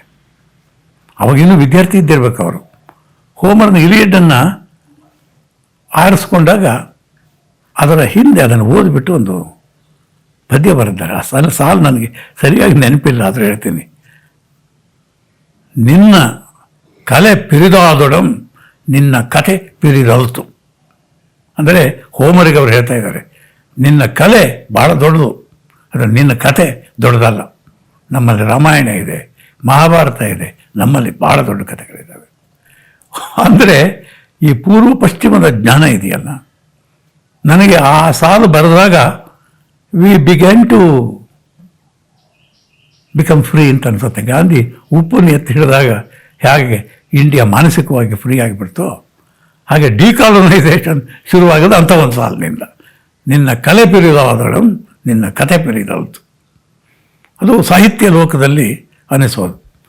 ಅದು ಯಾರಿಗೆ ಒಬ್ಬ ಈ ರಾಮಾಯಣ ಭಾರತಗಳನ್ನು ಓದಲಿಕ್ಕೆ ನೀನು ಅರ್ಹನಲ್ಲ ಅಂತ ಪ್ರಾಯಶಃ ಮೇಲಿನ ಜಾತಿಯವರು ಹೇಳ್ತಾ ಇದ್ದ ಒಂದು ಜಾತಿಯಲ್ಲಿ ಹುಟ್ಟಿದ ಈ ಹುಡುಗನಿಗೆ ರಾಮಾಯಣದ ಅರ್ಥ ಇದೆ. ಅದಕ್ಕೇನು ಕಾರಣ ಅಂದರೆ ಇಂಡಿಯಾದಲ್ಲಿ ಯಾವ ಜಾತಿಗೆ ಏನೇನು ಡಿನೈ ಮಾಡಿದರು ಆ ಜಾತಿಯವರಿಗೆ ಇನ್ನೊಂದು ರೂಪದಲ್ಲಿ ಎಲ್ಲವೂ ಸಿಗ್ತಾಯಿತ್ತು. 100 ರಾಮಾಯಣಗಳಿದ್ದಾವೆ, 100 ಮಹಾಭಾರತಗಳಿದ್ದಾವೆ. ಅದನ್ನು ಗೊತ್ತಿಲ್ಲದೆ ಇರೋರು ಯಾರೂ ಇಲ್ಲ. ಇದಕ್ಕೆ ಬ್ರಾಹ್ಮಣರ ಅಧಿಕಾರ ಮಟ್ಟಿಗೆ ಅಲ್ಲ, ಶೂದ್ರಾದಿ ಎಲ್ಲ ಜನರ ಅಧಿಕಾರದಲ್ಲಿ ನಮ್ಮ ಇಡೀ ಕಲೆ ಇದೆ. ಅದರಿಂದಲೇ ಕುವೆಂಪು ಅದನ್ನು ಹೇಳೋದಕ್ಕೆ ಸಾಧ್ಯವಾಯಿತು. ಉಳಿದೆಲ್ಲ ಕನ್ನಡ ಲೇಖಕರಿಂದ ಕುವೆಂಪುರವರನ್ನು ಪ್ರತ್ಯೇಕಿಸುವ ಮತ್ತು ವಿಶಿಷ್ಟ ಮಾಡುವ ಮತ್ತು ಸಮಸ್ಯಾತ್ಮಕಗೊಳಿಸುವ ಒಂದು ಅಂಶ ಇದೆ. ನಾನು ನನ್ನ ಪದ್ಯನ ಕೋಟ್ ಮಾಡ್ತಾ, ಕುವೆಂಪು ಹಾಗೆ ಬರೆಯಬೇಕಾದರೆ ತನ್ನ ಘನತೆಯಲ್ಲೇ ನಂಬಿಕೆ ಇರಬೇಕು ಅಂತಂದೆ. ತನ್ನ ಘನತೆಯಲ್ಲಿ ಏನೂ ನಂಬಿಕೆ ಇಲ್ಲದೆ ಬರೆಯುವ ರಾಮಾನುಜನಿದ್ದಾರೆ.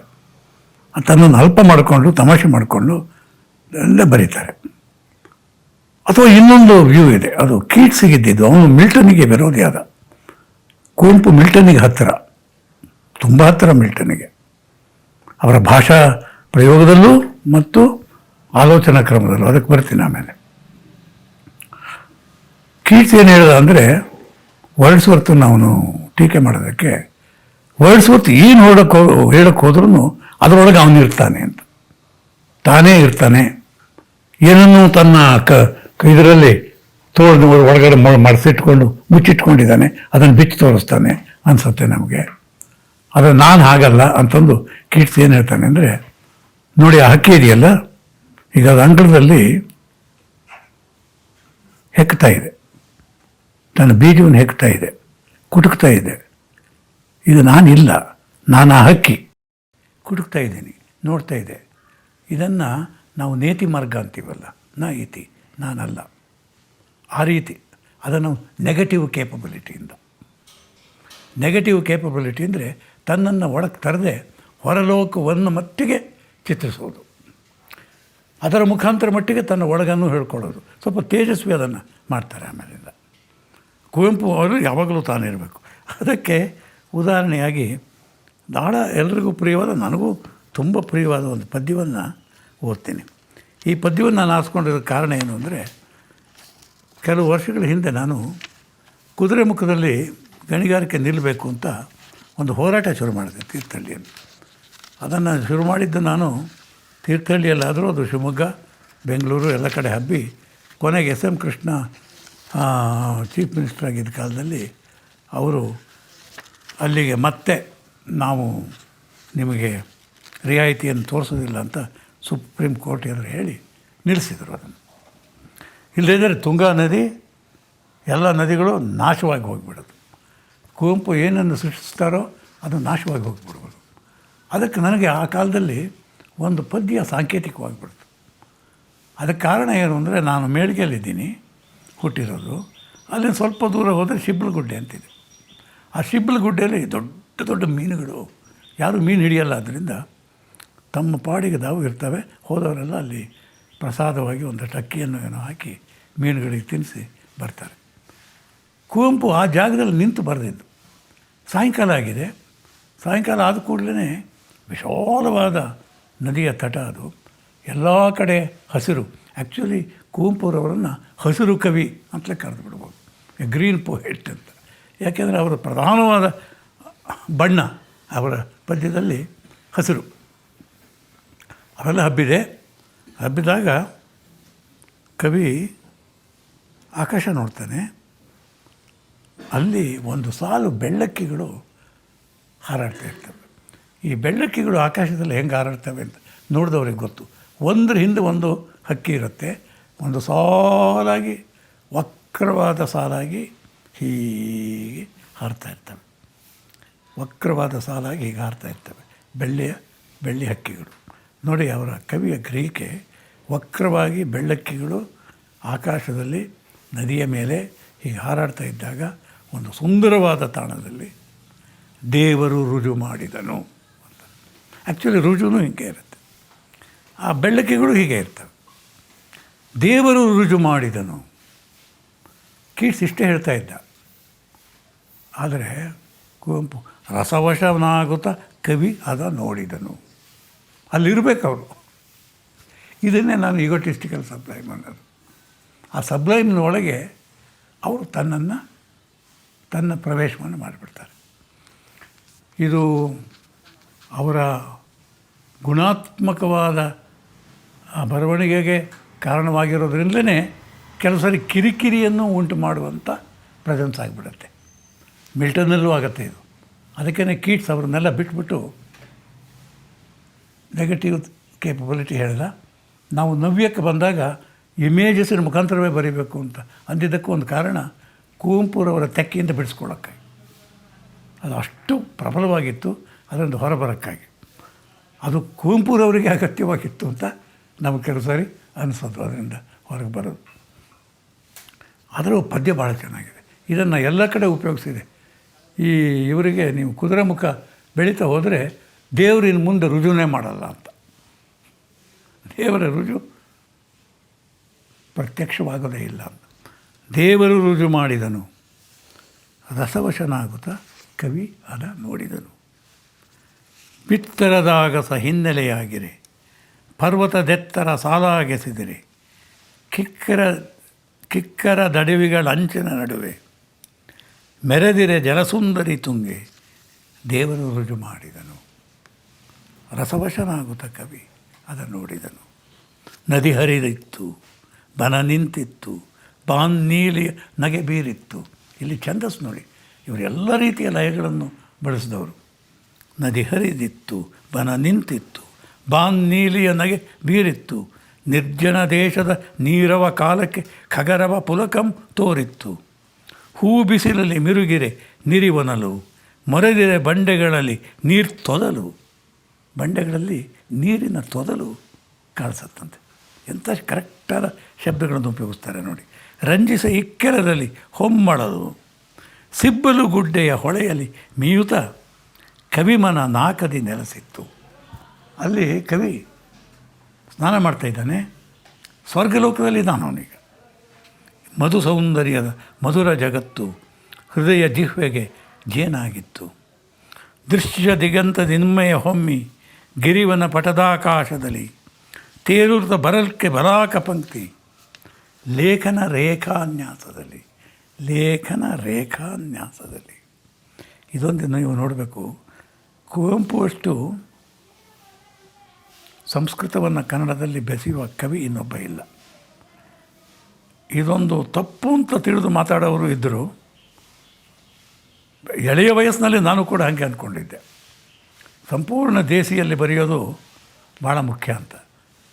ಆದರೆ ಕನ್ನಡಕ್ಕೊಂದು ಸಾರ್ವಕಾಲಿಕವಾದ ಎಲ್ಲ ಭಾಷೆಗಳಿಂದಲೂ ಬೇಕಾದ್ದನ್ನು ತೆಗೆದುಕೊಳ್ಳುವ, ಸ್ವೀಕರಿಸುವ ಶಕ್ತಿ ಇರುವ, ಬೆಳೆಯುತ್ತಾ ಹೋಗುವ, ಆಮೇಲೆ ವಿಚಾರಗಳನ್ನು ವ್ಯಕ್ತಪಡಿಸಬಲ್ಲ ಒಂದು ಭಾಷೆಯನ್ನಾಗಿ ಮಾಡೋದಕ್ಕೆ ಏನೇನು ಬೇಕೋ ಅದನ್ನೆಲ್ಲ ಕುವೆಂಪು ತಗೊಂಡ್ರು. ಅದನ್ನು ಇವತ್ತು ನಾನು ಕಂಪ್ಲೀಟಾಗಿ ಸಂಪೂರ್ಣವಾಗಿ ಅವರು ಸಂಸ್ಕೃತವನ್ನು ತಗೊಳ್ಳೋದನ್ನು ಒಪ್ಕೋತೀನಿ. ಆದರೆ ಇದನ್ನು ಮಾಡುವಾಗ ಒಂದೊಂದು ಸರಿ ಅತಿಯಾಗಿ ಮಾಡೋರು. ನನಗದು ಇನ್ನೂ ನೆನಪಿದೆ. ನಾನು ಆನರ್ಸ್ ಓದ್ತಾ ಇದ್ದೆ. ತೇಜಸ್ವಿಯು ಕೂಡ ನನ್ನ ಸ್ಟೂಡೆಂಟ್ ಆಗಿದ್ದರು ಶಿವಮೊಗ್ಗದಲ್ಲಿ. ನನಗೆ ಭಾಳ ಸ್ನೇಹಿತರಾಗಿದ್ದರು. ಅವರದ್ದೊಂದು ಪದ್ಯ ಪ್ರಬುದ್ಧ ಕರ್ನಾಟಕದಲ್ಲಿ ಪ್ರಕಟವಾಗಿತ್ತು. ಅದೇನು ಅಂದರೆ, ಅದನ್ನು ನಾನು ಇದು ಬರೀ ಸಂಸ್ಕೃತದಲ್ಲಿದೆ, ಇದನ್ನು ಕನ್ನಡದಲ್ಲಿ ಹೇಳೋಕ್ಕಾಗ್ತಿರಲಿಲ್ವಾ ಅಂದಿದ್ದೆ. ತೇಜಸ್ವಿ ಹೋಗಿ ಹೇಳಿದ್ನಂತೆ, ಅಪ್ಪ ನಿಮ್ಮ ಮೇಲೆ ಇದೊಂದು ದೂರಿದೆ, ಇದನ್ನು ಯಾಕೆ ಬರೀ ಇದರಲ್ಲಿ ಬರೆದಿರಿ?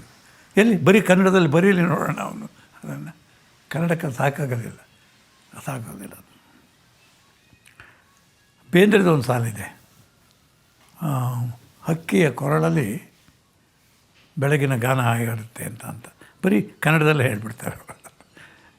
ಇವರಲ್ಲಿ ಬರೀ ಸಂಸ್ಕೃತದಲ್ಲಿದೆ. ಅದು ಸ್ವಲ್ಪ ಹೆಚ್ಚಾಯಿತು ಅಂತ ಕೆಲವು ಸಾರಿ ಅನಿಸುತ್ತೆ. ಇಷ್ಟು ಸಂಸ್ಕೃತ ಬೇಕಾಗಿರಲಿಲ್ಲ ಅಂತ. ಆದರೆ ಎಲ್ಲ ರೀತಿಯ ಶೈಲಿಯನ್ನು ಅವರು ತಾನೇ ಒಬ್ಬ ಆದಿಕವಿ ಅನ್ನೋ ಹಾಗೆ ಉಪಯೋಗ ಮಾಡ್ತಾಯಿದ್ರು.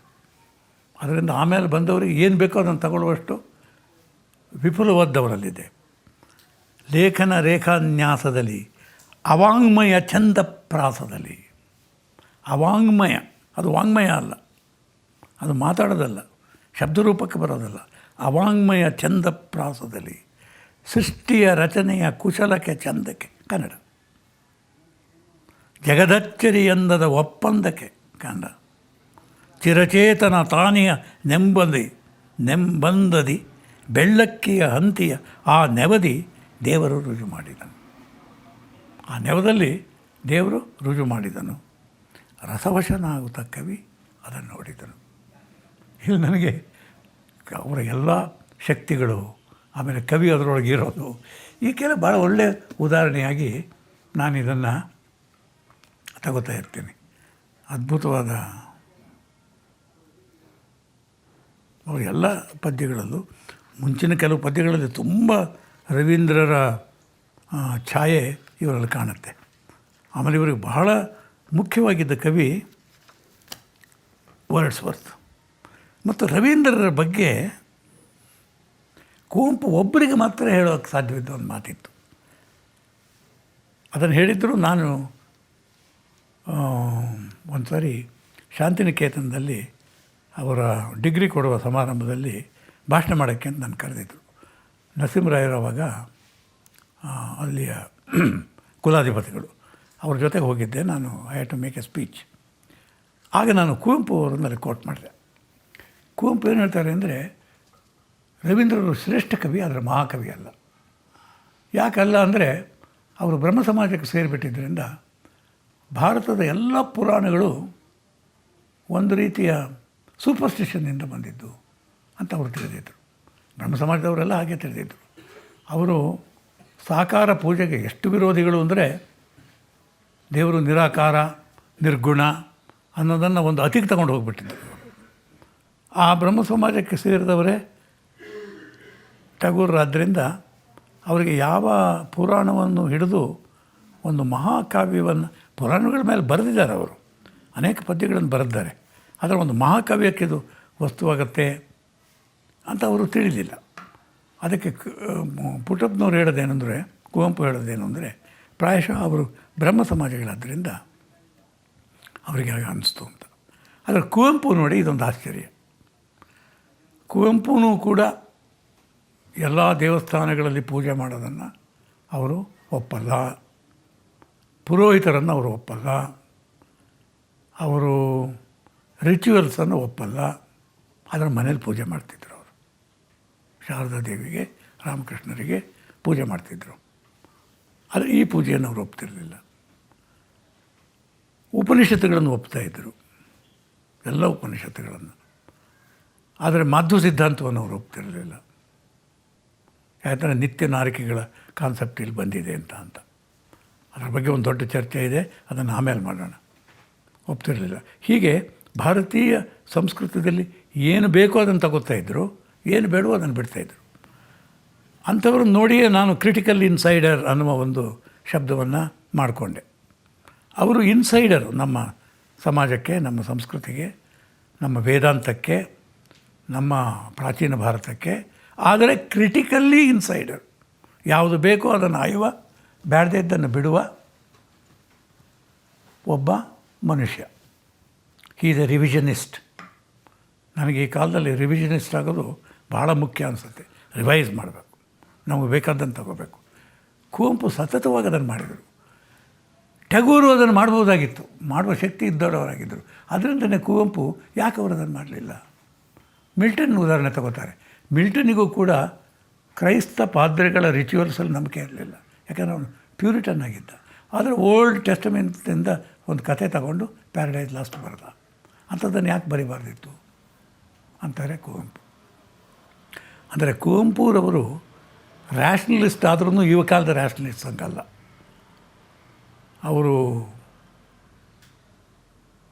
ಒಂದು ದೇವರ ಕಲ್ಪನೆ ಅವರಿಗಿತ್ತು. ಅದು ಕಲ್ಲಿನ ದೇವರ ಕಲ್ಪನೆ ಆಗಿರಲಿಲ್ಲ, ಅದು ವಿಶ್ವಾದ್ಯಂತ ಚೇತನ ಸ್ವರೂಪಿಯಾದ ಪ್ರಕೃತಿಯಲ್ಲಿ ಅಡಗಿರುವ ಒಂದು ದೇವರ ಕಲ್ಪನೆ ಅವರಿಗಿತ್ತು. ಆ ಕಲ್ಪನೆಯನ್ನು ನಮಗೆ ಕೊಟ್ಟ ಮಹಾಪುರುಷರು ನಮ್ಮ ಹಿಂದೆ ಇದ್ದರು ಅಂತ ಅವರು ನಂಬಿದ್ದರು. ಅವರಲ್ಲಿ ಯಾರನ್ನು ಬೇಕೋ ಅವರನ್ನು ತಗೋತಾ ಇದ್ದರು, ಯಾರು ಅದನ್ನು ಸರಿಯಾಗಿ ಕಂಡಿರಲಿಲ್ವೋ ಅವರನ್ನು ನಿರಾಕರಿಸ್ತಾಯಿದ್ರು. ಅದರಿಂದ ನಮ್ಮ ಅಥವಾ ಹಾಗೇ ಇಹ ಕಾಲದಲ್ಲಿ ಅನೇಕ ಒಳ್ಳೆಯದಾಗಿದೆ ಅಂತ ನಾವೆಲ್ಲ ಅಂತೀವಿ. ಅದರಲ್ಲಿ ತನಗೆ ಬೇಕಾದಂತ ತಗೋತಾಯಿದ್ರು, ಬೇಡದಿದ್ದನ್ನು ಬಿಡ್ತಾಯಿದ್ರು.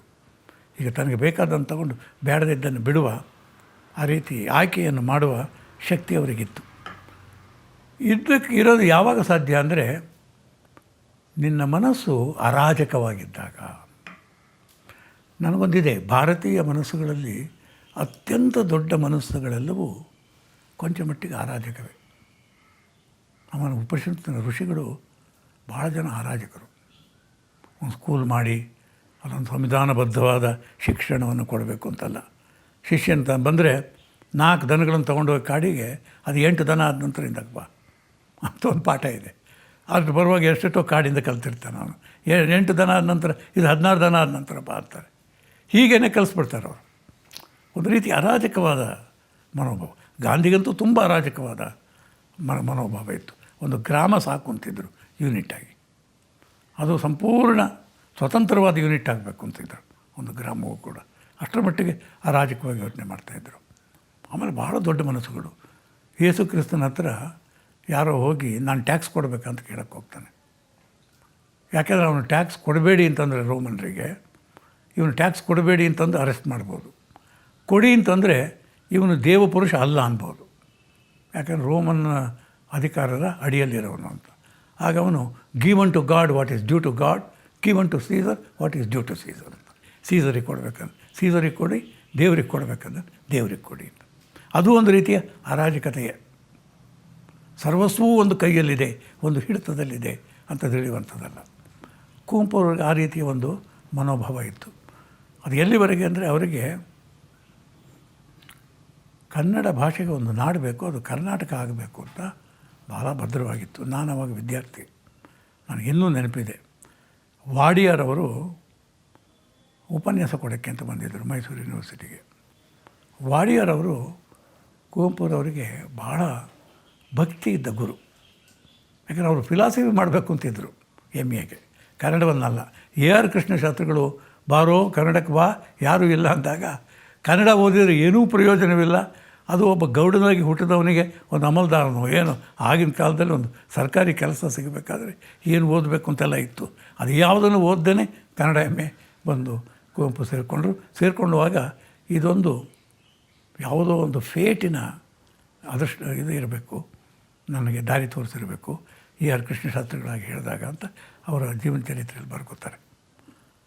ಅವರಿಗೆ ವಾಡಿಯ ಮೇಲೆ ಗೌರವ ಇತ್ತು. ಯಾಕೆಂದರೆ ವಾಡಿಯ ಆವಾಗ ಫಿಲಾಸಫಿ ಪ್ರೊಫೆಸರ್ ಆಗಿದ್ದರು. ಅವರು ಬಂದುಬಿಟ್ಟು ಏನು ಹೇಳಿದ್ರು, ಮೈಸೂರಿನಲ್ಲಿ ಇದರ ಉಪನ್ಯಾಸ, ಅದು ಡಿಗ್ರಿಗೆ ಕೊಡೋ ಉಪನ್ಯಾಸ, ಮೈಸೂರು ಯೂನಿವರ್ಸಿಟಿ ಕೆಟ್ಟೋಗ್ತಾ ಇದೆ, ಎಲ್ಲ ಕನ್ನಡಮಯ ಮಾಡೋಕ್ಕೆ ನೋಡ್ತಾ ಇದ್ದಾರೆ, ಹೀಗೆ ಕನ್ನಡಮಯ ಮಾಡಿಬಿಟ್ರೆ ನಮ್ಮ ಇದು ಹೊರಟೋಗುತ್ತೆ ಅಂದರು. ಅದಕ್ಕೆ ಅವತ್ತು ಕುವೆಂಪು ಯಾವುದಕ್ಕೂ ಹೋಗ್ತಿರಲಿಲ್ಲ. ದೊಡ್ಡ ಭಾಷಣಗಳು ಅಂದರೆ ಬರ್ತಾ ಇದ್ದವರಲ್ಲ ಅವರು. ತಮ್ಮ ಪಾಡಿಗೆ ತಾವು ಇದ್ಬಿಡ್ತಾಯಿದ್ರು, ಓದ್ಕೊಂಡು ಬರ್ಕೊಂಡು. ಒಂದು ಜಟಕಾದಲ್ಲಿ ಹತ್ಕೊಂಡು ಬರೋರು, ಇಳಿಯೋರು, ಕ್ಲಾಸ್ ರೂಮಿಗೆ ಹೋಗೋರು, ಕೂರೋರು, ಪಾಠ ಮಾಡೋರು, ಎಲ್ಲ ಮುಗಿದ ಮೇಲೆ ಮತ್ತೊಂದು ಜಟಕ ಹತ್ಕೊಂಡು ಮನೆಗೆ ಹೊರಟೋಗೋರು. ಆ ರೀತಿ ಒಂದು ರೀತಿಯ ಏಕಾಕಿಯಾಗಿ ಇರ್ತಾಯಿದ್ರು. ಹೋದಾಗ ಯಾರ ಥರ ಮಾತಾಡ್ತಾಯಿದ್ರು. ಅವ್ರನ್ನ ಮಾತಾಡಿ ಅಂತ ಕರೆದಾಗ ಬಂದು ಭಾಳ ಚೆನ್ನಾಗಿ ಮಾತಾಡಿದ್ರು ಅವತ್ತು. ಅವರು ಮುಖ್ಯವಾಗಿ ಏನು ಹೇಳಿದ್ರು ಅಂದರೆ, ಇಂಗ್ಲೀಷಿಗೆ 100 ದೇಶಗಳಿದ್ದಾವೆ, ಎಲ್ಲ ದೇಶಗಳಲ್ಲೂ ಅದು ಬೆಳೆಯುತ್ತೆ, ಕನ್ನಡಕ್ಕಿರೋದು ಒಂದೇ ದೇಶ, ಇಲ್ಲಿಯೂ ಅದನ್ನು ಬೆಳೀಲಿಕ್ಕೆ ನಾವು ಅವಕಾಶ ಕೊಡಬಾರ್ದು ಅಂತ ಮಾತಾಡಿದ್ರೆ, ಕೊಟ್ಟರೆ ಅದು ಅಲ್ಪಮತೀಯದಾಗತ್ತೆ ಅಂತ ಇವರು ಹೇಳಿದ್ರಲ್ಲ, ಪ್ರೊಫೆಸರ್ ಹೇಳಿದ್ರಲ್ಲ, ನನಗೆ ಭಾಳ ದುಃಖವಾಗುತ್ತೆ ಅಂತಂದು ಒಂದು ಉದಾಹರಣೆ ಕೊಟ್ಟರು. ರಿಪ್ ವ್ಯಾನ್ ವಿಂಕಲ್ನ ಕಥೆ ಹೇಳಿದ್ರು. ಈ ರಿಪ್ ವ್ಯಾನ್ ವಿಂಕಲ್ಲು ನಾನು ಒಂದು ಸಾರಿ ಎಲ್ಲ ಹೋಗಿ ನಿದ್ದೆ ಹೋಗ್ತಾನೆ. 20 ವರ್ಷ ನಿದ್ದೆ ಹೋಗ್ಬಿಡ್ತಾನೆ.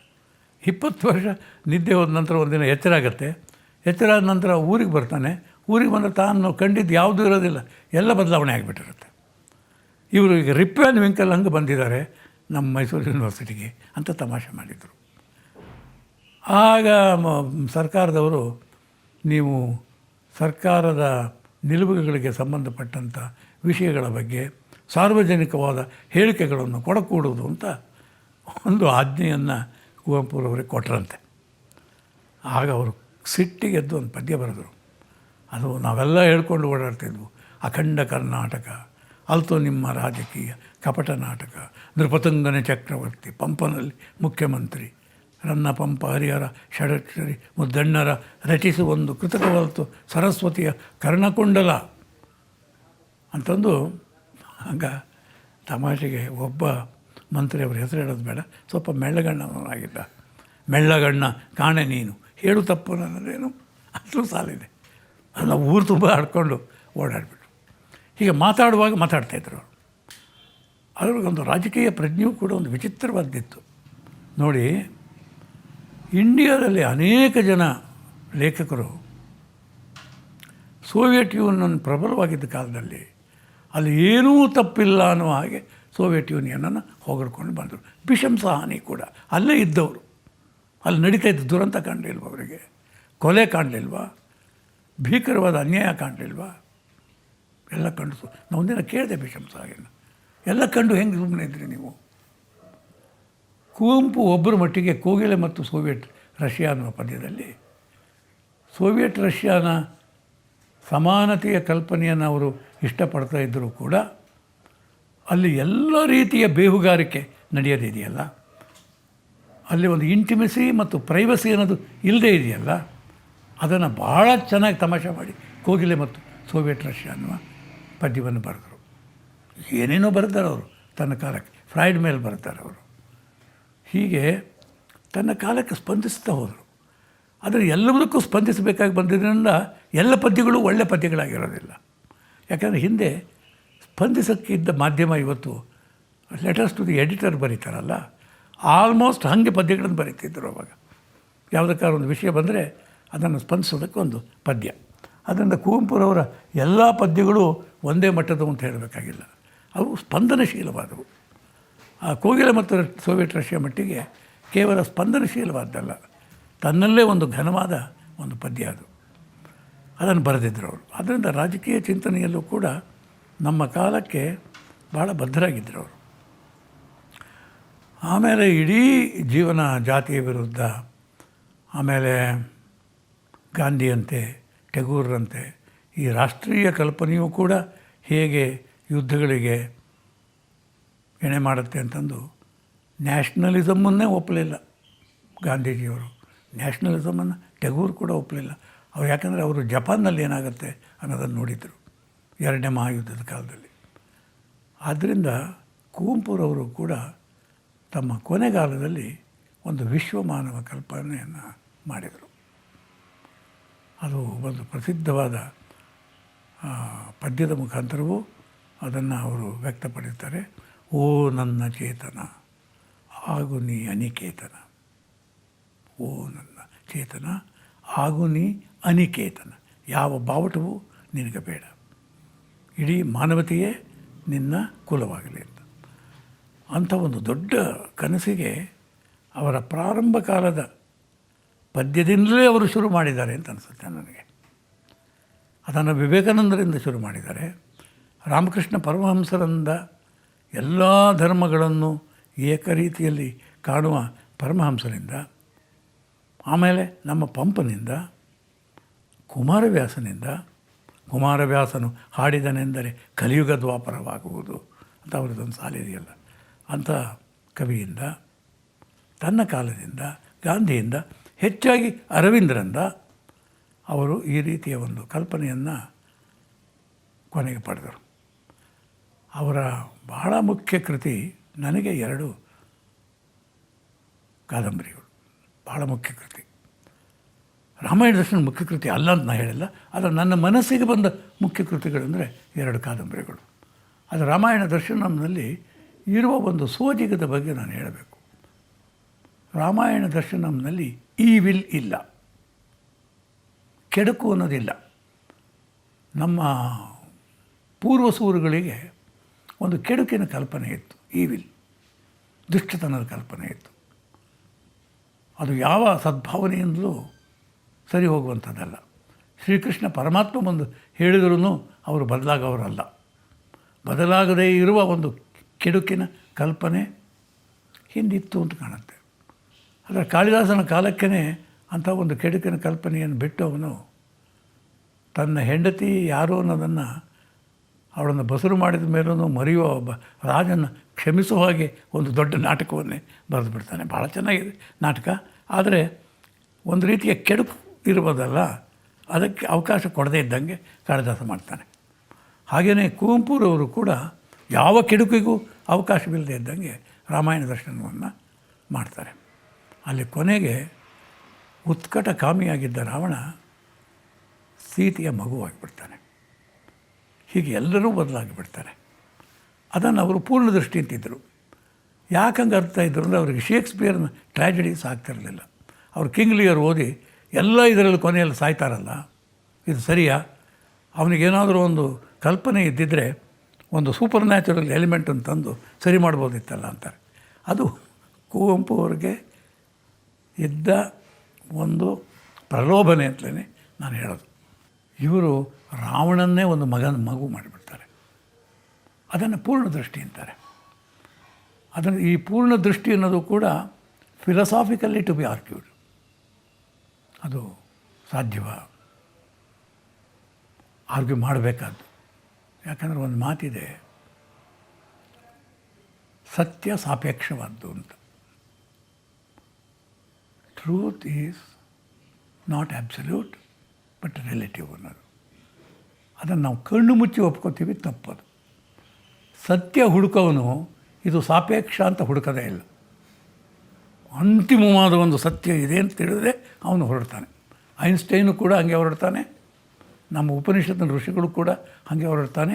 ಕೊನೆಯಲ್ಲಿ ಒಂದು ಸತ್ಯ ಇದೆ ಅಂತ ಪ್ರಾಫಿಟ್ ಮಹಮ್ಮದನು ಹಾಗೆ ತಿಳ್ಕೊತಾನೆ, ಯೇಸು ಕ್ರಿಸ್ತನು ಹಾಗೆ ತಿಳ್ಕೊತಾನೆ. ಆದರೆ ನಮ್ಮ ಕಾಲದಲ್ಲಿ ಯಾರಿಗೂ ಕೆಟ್ಟದನ್ನು ಬಯಸಬಾರ್ದು, ನಾವು ಹಿತವಾಗಿರಬೇಕು, ಒಬ್ರಿಗೊಬ್ಬರು ಒಳ್ಳೆಯವರಾಗಿರಬೇಕು ಅಂತ ಈ ಡೆಮೊಕ್ರೆಟಿಕ್ ಫಾಲ್ಸ್ ಆಸ್ಪಿರೇಷನ್ ಇದೆಯಲ್ಲ, which creates a certain kind of falseness in us. ಮತ್ತು ನಿಜ ಅಲ್ಲ, ಸುಮ್ಮನೆ ತೋರಿಕೆಗೆ ಮಾಡ್ತಿರ್ತೀವಿ.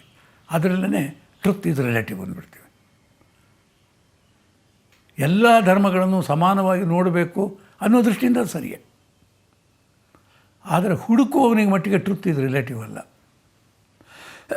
ಅವನಿಗೆ ಒಂದು ಟ್ರುತ್ತನ್ನು ಕಂಡುಹಿಡಿತಾನೆ, ಹುಡುಕ್ತಾನೆ. ಆ ಟ್ರೂತ್ನಲ್ಲಿ ಒಂದು ಪೂರ್ಣತೆ ಇರುತ್ತೆ ಅಂತ ಕುವೆಂಪುರವರು ಭಾವಿಸಿದರು. ಅನ್ನುವಷ್ಟಕ್ಕೆ ನಾನು ಅದನ್ನು ಒಪ್ಕೋತೀನಿ.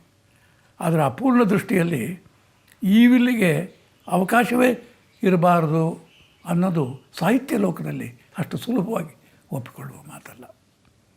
ಹಾಗೆ ಒಪ್ಕೊಳ್ಳೋಕ್ಕೆ ಸಾಧ್ಯವಿದ್ದರೆ ಗ್ರೀಕ್ ಟ್ರ್ಯಾಜಿಡಿಗಳಾಗಲಿ, ಶೇಕ್ಸ್ಪಿಯರ್ನ ಟ್ರ್ಯಾಜಿಡಿಗಳಾಗಲಿ, ಬಹಳ ದೊಡ್ಡ ಕೆಲವು ಗ್ರಂಥಗಳಾಗಲಿ ಇರ್ತಿರಲಿಲ್ಲ. ಕುವೆಂಪುರವರ 2 ನಾವಲಿಗೆ ಬೇಕಾಗತ್ತೆ ಈ ವಿಲಿನ ಒಂದು ಕಲ್ಪನೆ. ಆದರೆ ಅದು ಸದ್ಯ ಸಾಮಾಜಿಕವಾದದ್ದು ಅಂತ ಹೇಳ್ಕೊತಾರೆ. ಅದಕ್ಕೊಂದು ಶಾಶ್ವತವಾದ ಸ್ಥಾನವನ್ನು ಅವರು ಕೊಡಲ್ಲ. ಬಹುಶಃ ಕನ್ನಡದ ಭವಿಷ್ಯಕ್ಕೂ ತಾನು ಹೊಣೆ ಅಂತ ತಿಳಿದವನೊಬ್ಬ ಹೀಗಿರದೇ ಇರೋಕ್ಕೆ ಸಾಧ್ಯವಿರಲಿಲ್ಲ ಅಂತ ಅನಿಸುತ್ತೆ ನನಗೆ. ಯಾಕಂದರೆ ಅವರ ಕಲ್ಪನೆಯಲ್ಲೇ ಹಾಗೆ ಕನ್ನಡದ ಹಿಂದಿನವರಿಗೆ ತಾನು ಋಣಿ, ತನ್ನ ಪೂರ್ವಕಾಲಕ್ಕೆ ತಾನು ಋಣಿ ಅನ್ನೋದನ್ನು ಯಾವತ್ತೂ ಮರೆತವರಲ್ಲ. ತನ್ನ ಭವಿಷ್ಯಕ್ಕೆ ತಾನು ಕಾರಣ ಆಗಬೇಕು ಅನ್ನೋದನ್ನು ಯಾವತ್ತೂ ಮರೆತವರಲ್ಲ. ಮತ್ತು ಸರ್ವಸ್ವಕ್ಕೂ ಮಿಡಿಯುವ ಹಾಗೆ ಕಾವ್ಯವನ್ನು ಬರೆದರು. ಅದು ಎಲ್ಲವೂ ಕಾವ್ಯವಾಗಿದೆ, ಕವಿತೆಗಳಾಗಿದೆ ಅನ್ನುವ ಹಠ ಅವರಿಗಿತ್ತು ಅಂತ ನಂಗೆ ಅನಿಸಲ್ಲ. ಯಾಕಂದರೆ ಅಷ್ಟು ಒಳ್ಳೆಯ ರುಚಿ ಇದ್ದವನಿಗೆ ಕೆಲವು ಸುಮ್ಮನೆ ಒಂದು ಪತ್ರಿಕಾ ಹೇಳಿಕೆ ಹಾಗೆ ಇರುತ್ತೆ, ಮುಖ್ಯವಾಗಿರುತ್ತೆ, ಅದರ ಕವನ ಆಗಿರೋದಿಲ್ಲ. ಅದನ್ನು ಮುಂದೆ ಬರುವವರು ಆಯ್ಕೆ ಮಾಡಿ ಅವರಲ್ಲಿ ಅತ್ಯುತ್ತಮವಾದ್ದನ್ನು ಉಳಿಸ್ಕೊಳ್ಬೇಕು. ಆ ಕೆಲಸ ನಡಿಬೇಕು. ಬರೀ ಆರಾಧನೆಯಲ್ಲಿ ಕೆಲಸ ನಡೆಯೋದಿಲ್ಲ. ಇದೊಂದು ರೀತಿ ವಿಮರ್ಶಾ ಪರಿಜ್ಞಾನದಲ್ಲಿ ಮತ್ತು ತುಂಬ ಗೌರವದಲ್ಲಿ ಅದು ನಡೆಯುತ್ತೆ. ನಡೆದಾಗ ಕುವೆಂಪು ನಮಗೆ ಸಹಜವಾಗ್ತಾರೆ. ಪೂರ್ವಭಾವಿಯಾಗಿ ಒಂದು ಮಾತು ಹೇಳ್ತೀನಿ. ಈಗ ಓದೋಕ್ಕಿಂತ ಮುಂಚೆ ನಾನು ಮಹಾರಾಜ ಕಾಲೇಜಲ್ಲಿ ಲೆಕ್ಚರರ್ ಆಗಿದ್ದಾಗ ಒಬ್ಬ ಅಮೇರಿಕನ್ ಜರ್ನಲಿಸ್ಟ್ ಬಂದು, ಕುವೆಂಪು ಪ್ರಿನ್ಸಿಪಾಲ್ ಆಗಿದ್ದರು, ಆಗಿ ರಿಟೈರ್ ಆಗಿದ್ದರು ಅಂತ ಕಾಣುತ್ತೆ. ಅವ್ರನ್ನ ಹೋಗಿ ಅವರ ಕಾವ್ಯದ ಬಗ್ಗೆ ಮಾತಾಡ್ದ. ಅವನಿಗೆ ಏನೂ ಗೊತ್ತಿಲ್ಲ. ನೀವು ಭಾಳ ದೊಡ್ಡ ಕವಿಗಳು ಅಂತ ತಿಳ್ಕೊಂಡಿದ್ದೀರಂತೆ ಅಂದ. ಕುವೆಂಪು ಅವರು ಹೌದು ಅಂದರೆ ಪ್ರಪಂಚದ ಮಹಾಕವಿಗಳಲ್ಲಿ ಒಬ್ಬರ. ಹೌದು ಅಂದರೆ ನೀವು ವಾಲ್ಮೀಕಿಗಿಂತ ದೊಡ್ಡವರ ಅಂತ ಅವನು ಹೌದು ಅಂದರು ಅವರು. ಅವನು ಆಶ್ಚರ್ಯಪಟ್ಟು ಹೇಗೆ ಅಂದ. ಅಪ್ಪ ನಿಂಗೆ ಗೊತ್ತಾಗಲಿಲ್ಲ, ಅಜ್ಜನ ಹೆಗಲ ಮೇಲೆ ಒಂದು ಮಗು ಕೂತಿದ್ರೆ ಯಾರ ಎತ್ತರ ಹೇಳು ಅಂದ್ರಂತೆ ಕುವೆಂಪು. ಅವರಿಗೊಂದು ದೊಡ್ಡ ವಿನಯವೂ ಇತ್ತು, ಆತ್ಮಗೌರವವೂ ಇತ್ತು. ಅದು ಈಗಿನ ಕಾಲದ ಮಾತುಗಾರಿಕೆಗೆ ದಕ್ಕುವಂಥದ್ದಲ್ಲ. ಅವರ ರಾಮಾಯಣ ದರ್ಶನವನ್ನು ಹೇಗೆ ಯಾರಿಗೆ ಅರ್ಪಿಸ್ತಾರೆ ನೋಡಿ. ಅವರಿಗೆ ಬಹಳ ಒಳ್ಳೆಯ ಮೇಷ್ಟ್ರುಗಳೆಲ್ಲ ಇದ್ದರು. ಅವರು ಈ ಇಡೀ ರಾಮಾಯಣ ದರ್ಶನವನ್ನು ವೆಂಕಣ್ಣಯ್ಯನವರಿಗೆ ಹೆಚ್ಚು ಬರೆದವರೇ ಅಲ್ಲ ವೆಂಕಣ್ಣಯ್ಯನವರು. ಅವರ ಎಲ್ಲ ವಿದ್ಯಾರ್ಥಿಗಳಿಗೂ ಬಹಳ ಪ್ರಿಯರಾಗಿದ್ದವರು. ಅವರು ಎಷ್ಟು ಎತ್ತರವಾಗಿದ್ದರಂತೆ ಅಂದರೆ ವಿ ಸೀತಾರಾಮಯ್ಯ ಒಂದು ಕಥೆ ಹೇಳ್ತಾರೆ. ಅವ್ರ ಮನೆ ಬಾಗಿಲಿನಲ್ಲಿ ಅವರು ಬಗ್ಗಿ ಬರಬೇಕಾಗಿ ಬಂದಿತ್ತಂತೆ. ಅದರಿಂದ ಅವರು ಬಾಗಿಲನ್ನು ಒಡಿಸಿ ಎತ್ತರ ಮಾಡಿದ್ರಂತೆ. ವೆಂಕಣ್ಣಯ್ಯನವರು ಬಗ್ಗಿ ಬರಬಾರ್ದು ಅಂತ ಅವರಿಗೆ ಇದನ್ನು ಅರ್ಪಿಸ್ತಾರೆ ಇವರು. ಇದೋ ಮುಗಿಸಿ ತಂದಿಹೆನ್ ಈ ಬೃಹದ್ಗಾನವಂ ನಿಮ್ಮ ಸಿರಿಯಡಿಗೊಪ್ಪಿಸಲಿಕ್ಕೆ ಓ ಪ್ರಿಯ ಗುರುವೇ, ಕರುಣಿಸಿಂ ನಿಮ್ಮ ಹರಕೆಯ ಬಲದ ಶಿಷ್ಯನಂ, ಕಾವ್ಯಮಂ ಕೇಳುವೊಂದು ಕೃಪೆಗೆ ಕೃತಕೃತ್ಯನಂ ಧನ್ಯನಂ ಮಾಡಿ, ನೀಂ ಉದಯ ರವಿಗೈತಂದು ಕೇಳ ಬೆಳೆಸಿದರಂದು ಕಿವಿರಿ ಗವನಗಳನ್ನೋದಿ ಮೆಚ್ಚಿಸಿದೆ ಅನಿತರೊಳೆ ಬೈಗಾಯಿತು. ಮತ್ತೊಮ್ಮೆ ಬರುವೆ ದಿನವೆಲ್ಲವಂ ಕೇಳುವೆ ಓದುವೆಯಂತೆ, ರಾಮಾಯಣಂ ಅದು ವಿರಾಯಣಂ ಕಣ ವಿರಾಮಾಯಣಂ ಕಣ ಎಂದು ಮನೆಗೈದಿದಿರಿ ದಿಟದ ಮನೆಗೈದಿದಿರಿ. ಅಷ್ಟೊತ್ತಿಗೆ ವೆಂಕಣ್ಣವರು ತೀರಿ ಹೋಗಿ ಆಗಿತ್ತು. ಇದನ್ನು ಅವರು ಅಲ್ಲೊಂದು ಮಾತು ಬರುತ್ತೆ, ಇದು ಪ್ರತಿಮಾ ವಿಧಾನದಲ್ಲಿದೆ ಅಂತಲೂ ಹೇಳ್ತಾರೆ. ಇದರಲ್ಲೇ ಆಲಿಸ ಗುರುಕೃಪೆಯ ಶಿಷ್ಯಕೃತಿ ಸಂಕೀರ್ತಿಯಂ ಬಹಿರ್ಘಟನೆಯಂ ಪ್ರತಿಕೃತಿಸುವ ಲೌಕಿಕ ಚರಿತ್ರೆ ಅಲ್ತಿದು. ಬಹಿರ್ಘಟನೆಗಳನ್ನು ವಿವರಿಸುವ ಲೌಕಿಕ ಚರಿತ್ರೆ ಅಲ್ತ ಇದು. ಅಲೌಕಿಕ ನಿತ್ಯ ಸತ್ಯಂಗಳಂ ಪ್ರತಿಮಿಸುವ ಸತ್ಯಸ್ಯ ಸತ್ಯ ಕಥನಂ ಕಣ. ಅವರು ಟ್ರುತ್ತಿನಿಗೆ ಬಿಯಾಂಡಾಗಿ ಹೋಗಬೇಕಾದ್ರೆ ಪ್ರತಿಮಾ ವಿಧಾನ ಸಿಂಬಾಲಿಕ್ ಇದರಲ್ಲಿ ಹೋಗಬೇಕು ಅಂತ ತಿಳಿದಿದ್ದರು. ಅಲ್ಲೇ ಈ ಸಾಲು ಬರೋದು. ಶ್ರೀ ಕುವೆಂಪುವರ ಸೃಜಿಸಿದಿ ಮಹಾ ಛಂದಸ್ಸಿನ ಮೇರುಕೃತಿ ಮೇನ್ ಜಗದ್ಭವ್ಯ ರಾಮಾಯಣಂ. ಇಲ್ಲಿ ವಿನಯವೂ ಇದೆ, ಆತ್ಮಗೌರವವೂ ಇದೆ. ಶ್ರೀ ಕುವೆಂಪುವ ಸೃಜಿಸಿದ, ಕುವೆಂಪುವನ್ನೇ ಸೃಷ್ಟಿಸಿದ್ದು ಈ ರಾಮಾಯಣ ಅಂತ. ರಾಮಾಯಣವನ್ನು ಬರೆದವನು ಕುವೆಂಪು ಅಂತಲ್ಲ. ಶ್ರೀ ಕುವೆಂಪುವ ಸೃಜಿಸಿದಿ ಮಹಾ ಛಂದಸ್ಸಿನ ಮೇರುಕೃತಿ ಮೇನ್ ಜಗದ್ಭವ್ಯ ರಾಮಾಯಣಂ. ಜಗದ್ಭವ್ಯ ರಾಮಾಯಣ ತಂದು ಭಾಳ ದೊಡ್ಡ ಕೃತಿ ಅಂತ ತಿಳ್ಕೊಂಡು ಅದು ತನ್ನನ್ನು ಸೃಷ್ಟಿಸ್ತಾ ಇದೆ ಅಂತ ತಿಳ್ಕೊತಾರೆ. ಇದು ಬಹಳ ಹಿಂದಿನ ಕಾಲದಿಂದ ಬಂದಿರೋದು. ಕುಮಾರವ್ಯಾಸನು ಅವನು ಬರೆಸ್ತಾನೆ, ನಾನು ಬರ್ಕೋತೀನಿ ಅಂತಾನೆ. ವೀರನಾರಾಯಣನ ಕವಿ ಲಿಪಿಕಾರ ಕುಮಾರವ್ಯಾಸ ಅಂತ. ಬ್ಲೇಕ್ ಯಾವನೋ ಒಬ್ಬ ಏಂಜಲ್ ಬಂದು ನನ್ನ ಕಿವಿಯಲ್ಲಿ ಹೇಳ್ತಾ ಇದ್ದ, ನಾನು ಬರ್ಕೊಂಡೆ ಅಂತಾನೆ. ಹೀಗೆ ಇನ್ನೂ ಯಾವುದೋ ಒಂದು ಬೇರೆ ಲೋಕದಿಂದಲೇ ಬಂದಿರೋದು ಅಂತ. ಆ ರೀತಿ ರಾಮಾಯಣವನ್ನು ಇವರು ತಿಳ್ಕೊಂಡಿದ್ದರು. ತಿಳ್ಕೊಳ್ಳೋದಕ್ಕಿಂತ ಮುಂಚೆ ಇವರ ಓದಿನ ಇದು ಏನಿತ್ತು ಅನ್ನೋದಕ್ಕೆ ಒಂದು ಪ್ಯಾಸೇಜ್ ಇದೆ, ಓದ್ತೀನಿ. ಏನೇನು ಓದ್ಕೊಂಡಿದ್ರು ಇವರು ಇದನ್ನು ಬರೆಯೋದಕ್ಕಿಂತ ಮುಂಚೆ. ಎಷ್ಟು, ಯಾಕೆಂದರೆ ಈ ಮೂರನೆಯ ಲೋಕದ ಕವಿಗೆ ಪ್ರಥಮ ಲೋಕದ ಕವಿಗಳಿಗಿಂತ ಒಂದು ದೊಡ್ಡ ಗುಡ್ ಫಾರ್ಚ್ಯೂನ್ ಇದೆ. ಏನು ಅಂದರೆ ಅವರಿಗೆ ಅವರದ್ದು ಮಟ್ಟಿಗೆ ಗೊತ್ತಾ. ನೀವು ವಾಷಿಂಗ್ಟನ್ ಹತ್ರ ಒಂದು ಕಾಲೇಜಿಗೆ ಹೋಗಿ ನಿಮ್ಮ ಕಾಳಿದಾಸ ಗೊತ್ತಾ ಅಂದರೆ ಅವ್ರಿಗೆ ಗೊತ್ತಿರಲ್ಲ. ನಮ್ಮ ಹಾಸನದಲ್ಲಿ ಒಂದು ಕಾಲೇಜಿಗೆ ಬಂದು ನಿಮಗೆ ಶೇಕ್ಸ್ಪಿಯರ್ ಗೊತ್ತಾ ಅಂದರೆ ಗೊತ್ತಿದೆ ಅಂತಾರೆ.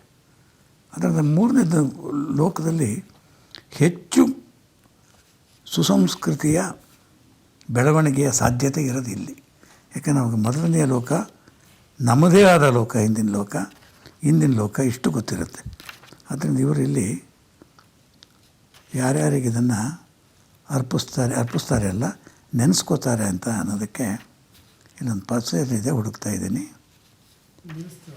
ಹೋಮರಿಗೆ, ವರ್ಜಿಲೆಗೆ, ಡಾಂಟೆ ಮೇಣ್ ಮಿಲ್ಟನಿಗೆ, ನಾರಣಪ್ಪಂಗೆ, ಮೇಣ್ ಪಂಪನಿಗೆ, ಋಷಿವ್ಯಾಸ ಭಾಸ ಭವಭೂತಿ ಮೇಣ್ ಕಾಳಿದಾಸಾದ್ಯರಿಗೆ, ನರಹರಿ ತುಳಸಿದಾಸ ಮೇಣ್ ಕೃತ್ತಿವಾಸಾದಿ ನನ್ನಯ್ಯ ಫಿರ್ದೂಸಿ ಕಂಬಾರವಿಂದರಿಗೆ, ಹಳಬರಿಗೆ, ಹೊಸಬರಿಗೆ, ಹಿರಿಯರಿಗೆ, ಕಿರಿಯರಿಗೆ, ಕಾಲದೇಶದ ನುಡಿಯ ಜಾತಿಯ ವಿಭೇದಮಂ ಲೆಕ್ಕಿಸದೆ ಜಗತೀ ಕಲಾಚಾರ್ಯ ಎಲ್ಲರಿಗೆ, ಜ್ಯೋತಿ ಇರ್ಪಡೆಯಲ್ಲಿ ಭಗವದ್ವಿಭೂತಿಯಂ ದರ್ಶಿಸುತ್ತೆ ಮುಡಿಬಾಗಿ ಮಣಿದು ಕೈ ಜೋಡಿಸುವೆ ನಾಂ.